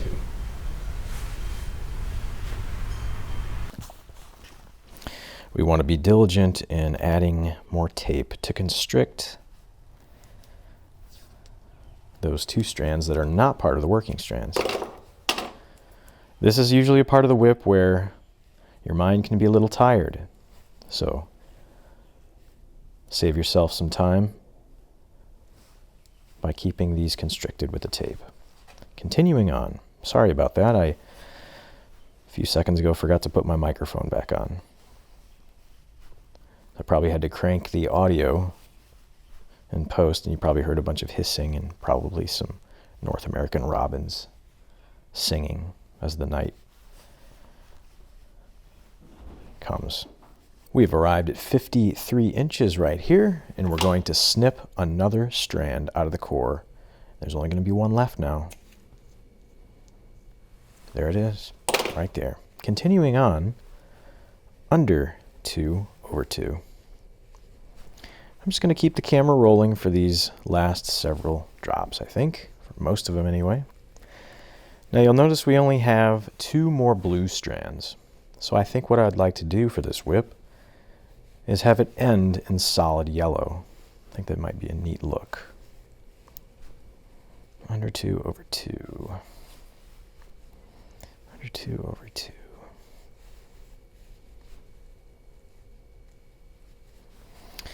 It is getting very cold in the garage tonight, and it's mid-May.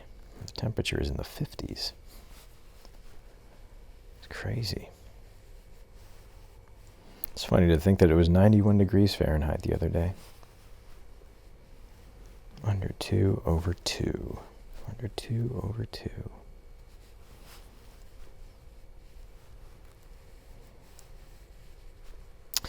And let's see where we are.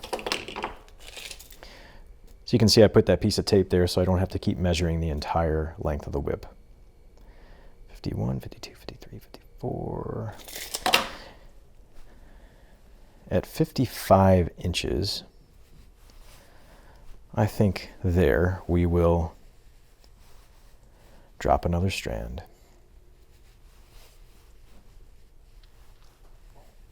Okay, we have reached the 55-inch mark. As Andy Timmons likes to say, we're in danger of finishing this thing. We're going to drop this blue strand from the right-hand side. Only need 1 strand underneath it. Give it a pull, lift the yellow below it, swing it to the middle, and cut out that remaining blue strand right here. And now, on the right-hand side, we are under 2 over 1. And on the left-hand side, we're still under 2 over 2. And we're just going to watch that blue slowly fade into nothing. It sounded kind of sad, didn't it? But it will live on. It will live on. Under 2 over 1 on the right. Under 2 over 2 on the left. Going to give that one that we dropped a little pull. We can see it snug into place. A vehicle just went speeding by on the road behind where I live, and I'd like to think that it may just have very well been the Batman guy.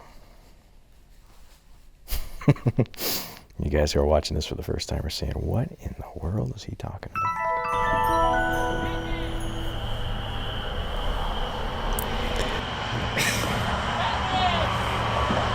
Batman! Batman! What do you do? You know, you got to drive around and yell Batman. When somebody drives by and says Batman, you got to reciprocate. What else are you going to do during a pandemic?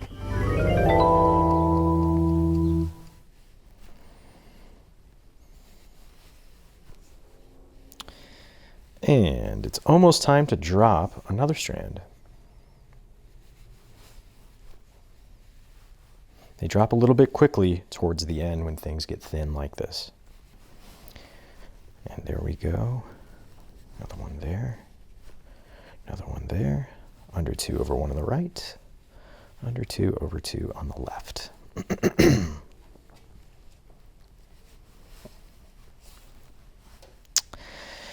And let me take a measurement for you all and myself.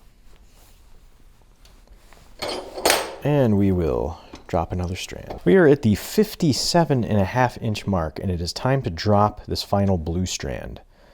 So it's 3 from the bottom. We're going to give it a pull, lift the 2 yellows below, swing it to the middle, and we're going to cut out the remaining core strand. Always maintaining just 1 strand in the core now, but pretty soon we're not going to have any strands in the core. Continuing that under 2 over 1, my friends, 6 plat. Same on the left as it is on the right. It always feels good to have a nice symmetrical sequence. And here at the 60-inch mark, we're going to drop another strand. We're going to drop this one from the right-hand side. You're going to give it a pull, lift the one below it, swing it to the middle, and snip out that blue core strand. Now, on the right-hand side, we're under 1 over 1. On the left, we are under 2 over 1. This is the last period of time where we will have an imbalanced Platt number. Now we are under 1 over 1 on the right, and under 2 over 1 on the left. At the 62-inch mark, we're going to drop this strand right here from the left, give it a pull, lift the one below it, swing it to the middle, and snip out that remaining core strand. And now we're going to be temporarily plaiting under 1 over 1 on the left and the right side, but pretty soon we're going to be snipping out that core strand. Under 1 over 1, under 1 over 1. Now this looks a little bit bulky to my eye right now, but I'm guessing when we roll it, it's going to look a lot better. Here at the 63-inch mark, it's goodbye forever to our core strand. For good measure, I'm just going to give it a little tug and a snip. And now, all the way to the end, which is 66 inches, 5.5 feet long if you're in the US, we're going to continue out to 66 inches. For the fall of this whip, I'm going to be making a tapered twisted fall with two 50-inch pieces of 275 parachute cord. Both of these strands have been gutted, and we want to find the middles. So do this, find the ends like this, and on the other side, we have the middles of these strands. So I'm going to zoom in here and show you what we're about to do. I've put the hook back in my clamp, and I'm going to take the two strands. Here's the middle right here. I'm going to twist this way with this hand and backwards with the other hand, just a little bit, and then put that middle right there in the hook. Now this is the same thing as we do when we finish a tapered twist on a stock whip or a bull whip. Zoom in a bit. Twisting forward with this one, and I'm going to take the right and put it over the left like that. Twist, right over left. Twist, right over left. We're just going to keep on doing that motion. And we don't want this to be crazy tight, otherwise it's going to be kind of a stiff point at the end of the whip. And we want this point to be we want this part of the whip to be very supple and flow well. It's going to make the whip crack more easily. Twisting forward, switching places. Twisting forward, switching places. Twist forward, switch places. So on and so forth. Twist, right over left. Twist, right over left. Keep on doing this.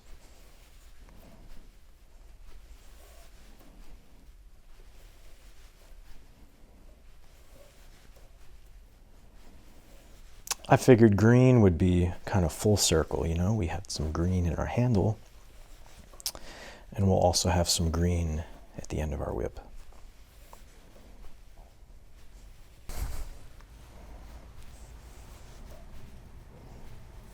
And once we get to about, I'd say about 9 inches, we're going to drop one of these twisted strands out and just let it do what it wants for a while.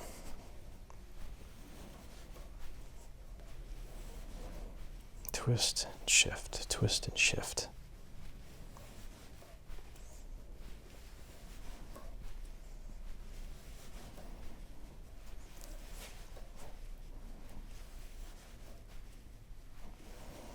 And let's see how we're doing as far as measurement goes.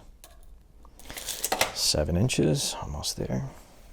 I think we're actually going to do 8 inches because we still have several strands to drop after this first one.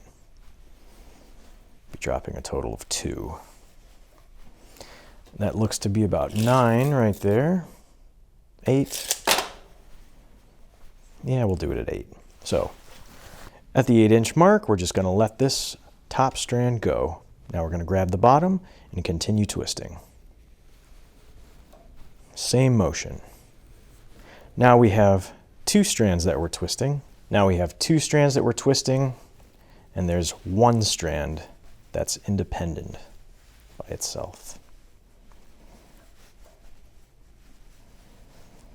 Keep on twisting. Forward and shift. Twist forward and shift. Always going right over left when they switch places. Oops.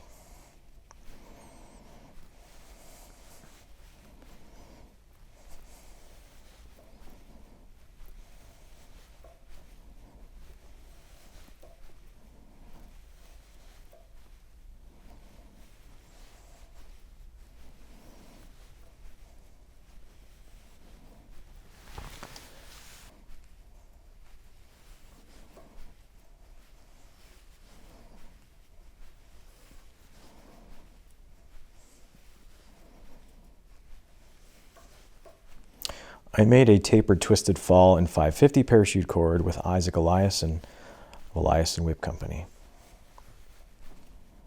This is done a little bit differently.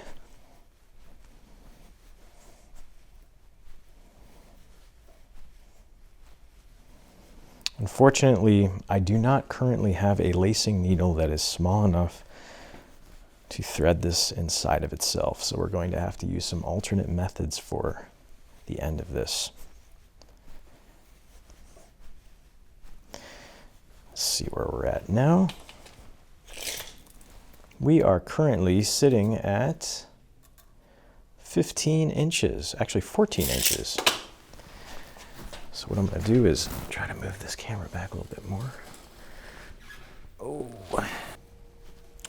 And let's drop another one. Let that go. Now we're just twisting two together. Same motion, forward, shift, twist forward and shift, twist forward and shift. And we're just going to go until we run out. This will be about probably an 18, 19 inch fall, I would imagine. Something like that. To resist the temptation to pull too tightly.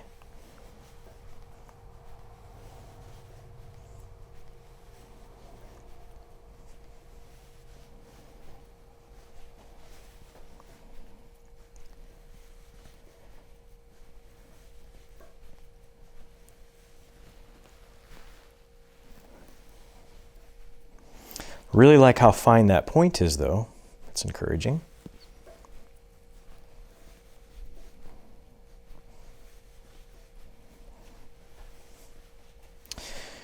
And you know, I think here, let me see, how long is this thing? Coming up, I think at 18 inches, I'm going to call it. And we'll zoom in for that, and I'll show you what I'm about to do. Now just for a second, I'm going to clamp this with the hemostats so I don't lose my spot. I'm going to take my scissors and snip off the longer end of this 275 cord. At an angle, we're going to snip it and give it a melt. Twist it into a point so that we can feed it into our lacing needle, which I have right here. I'm going to lace it up. Go ahead and let go of the hemostats. Now, as you can see here, this is what we're looking at right now. Way too zoomed in. This is what we're looking at right now. I'm going to take this needle and I'm going to feed this into, just through, not like a tunnel, but just poke it right through. And that should allow us to go all the way through like that, pinching this with my fingers. Just like that. It's crude, but it's where my skill set is currently sitting, unfortunately. So at this point, I'm going to cut that off where the lacing needle came out. I'm going to give that a melt. press it in like that, give it a twist.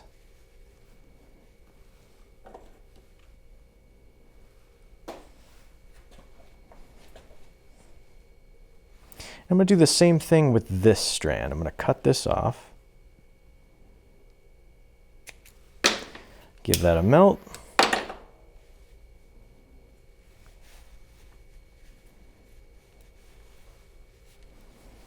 And because this is so short, I did a very sloppy job of doing this. I'm going to poke this through first, right here.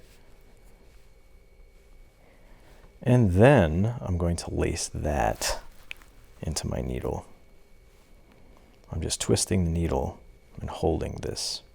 Just going to pull that through. Let that go. So essentially what we have is an extremely, extremely sloppy English eye. And then I can snip this like that. Give this a melt. And press that in just like that. And that's where our cracker is going to attach, right there. Next step is to go back and trim off our dropped points that came off of our fall. We'll do that pretty much the same way. Just give a little pull there, a little snip, melt, push it into the fall. And I believe we do have one more right here. Give that a snip right there, leaving a healthy amount, a few millimeters, 2 or 3. Give it a melt and roll it right into the fall itself. And there we have it, my friends. Here is a tapered, twisted fall. I'm just going to pull it. It's not pretty, I'll tell you that much. I'm almost not wanting to put it on the whip. I hate it so much, but poor fall. All right, my friends, we have reached the 5.5 foot mark of this whip, the very end. I'm going to open up an eye on this twisted fall that I just made, pop it through, and twist it closed like that. Now, in doing so, I probably lost perhaps a 1/2 inch on the platting of the end of our whip. So to have assurance that we did in fact reach the 5.5 foot mark, I'm just going to plat a few more passes like this. And now we can tie our 4-point fall hitch. We want the fall to be behind the whip like this. Taking a strand from the upper left, we're going to wrap around the back like that and put that through. We've done this many, many times on this channel. And as you know, the strands that I already have hitched, I like to tie a knot in them as to know that I've already used them. Grabbing another one, this looks like a good one. It doesn't necessarily matter exactly which strands are in the sequence as long as you're doing that upper left one to begin with, in my opinion. Might get some hate for saying that, but there it is. Next one, 3 out of 2. Next one, this is 3 out of 4, tie a knot.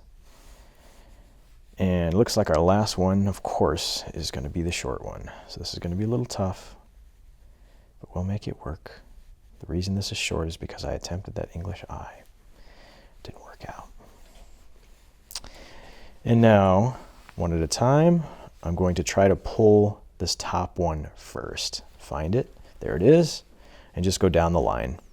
Next one, and because our last one is so short, I'm actually going to pull it with the hemostats because I cannot get a good grip on it otherwise.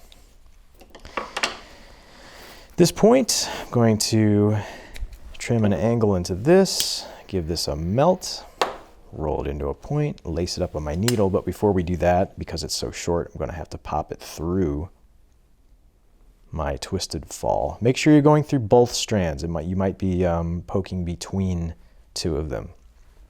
So that goes there. I'm going to lace this up on the needle and pull that through while pushing down on the fall, pulling the fall downward.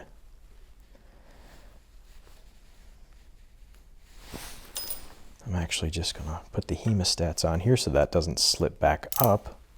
Now I can grab the whole fall and pull it into place just like that. Okay.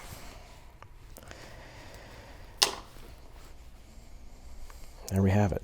At this point, we can trim all 3 of those strands right here, make them nice and short. This one we don't even need to trim.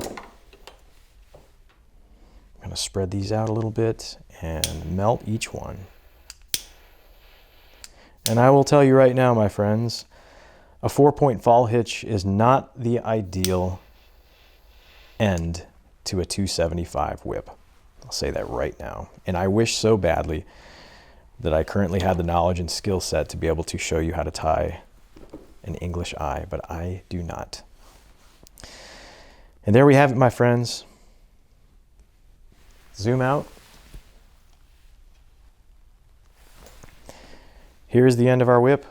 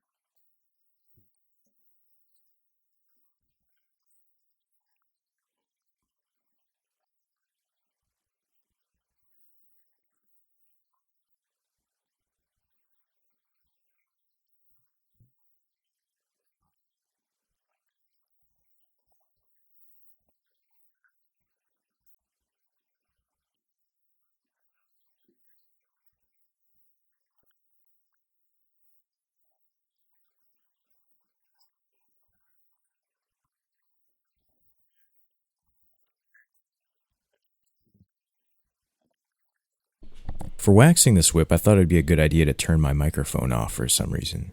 So here I have an infrared thermometer. I'm just checking for about 120 degrees. This is paraffin wax, completely melted. And I use a little roaster to do this. I'm putting the whip in and making sure that the entire whip is completely submerged underneath the wax. I'm going to wait about 4 to 5 minutes, and then I'm going to pull the whip out of the wax. As you can see, I'm taking paper towels and I'm removing the excess wax that tends to pool on the surface of the whip. I'm running these paper towels all the way down, just removing all that excess wax. I used to wax at lower temperatures like 150 degrees, and this hardening would happen prematurely. And for that reason, I like to wax at a higher temperature, about 220 degrees Fahrenheit. Allows the wax to work its way all the way to the core of the whip. Just removing the final bits of wax, and then I'm going to let the whip cool. The very last step before we can take this whip out and give it a test crack is to tie a cracker or a popper onto the end of the whip. I have a 60-inch piece of, remember, those guts that we pulled out of the 275 parachute cord, and what I'm going to do is fold it into 3 sections. So there's a third right there, and there's another third right there. I'm going to get all of these even. The next thing I'm going to do is take a pair of hemostats and clamp it to one end of this piece. I learned this from Connor Hack of Caliber Whips, and I think it's a brilliant idea for making crackers very quickly and efficiently. We have it clamped in there. I'm going to give it a spin. Just like that. As soon as that stops, we can pinch the middle with our teeth, or with anything for that matter. Fold it directly in half, and let go of the bottom, and it twists on itself, just like that. The last thing I like to do is unravel, separate them like this, and I'm going to take one piece of this and tie an overhand half hitch knot, just like this, around itself. So pinching this, just like that, pull it through, just like that, and give it a swift tug, and we're going to trim the ends of this right here to make all of those strands even. And this is what we're left with. This is the cracker that's going to go on the end of the whip, and these little tassels at the very end are going to break the speed of sound, giving that iconic sound to our whip. The very last thing we're going to do is grab the whip. You can see it right here. Here's the fall. And remember that little eye that we built into this fall? We're going to take the cracker, the twisted end, and just feed that right through, just like this. Once it's through, we're going to untwist it and open up a little eye in the cracker itself. Just like that. Once that eye is opened, we're going to take the opposite end of the cracker and feed it through that eye in itself. So push it through and give it a swift tug. And there we have it, my friends. This whip is finished.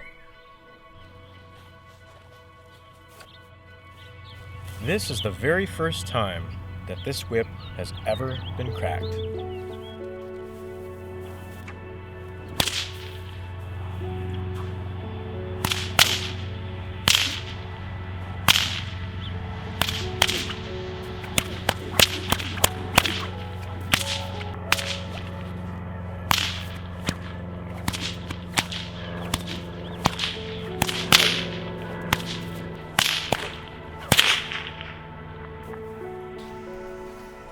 Well guys, I want to thank each and every one of you for watching this video. I hope that you're inspired to maybe get some 275 cord and make one of these stock whips for yourself. Again, I appreciate each and every one of you, and thank you so much for your patience over the last several months of radio silence. I love you all.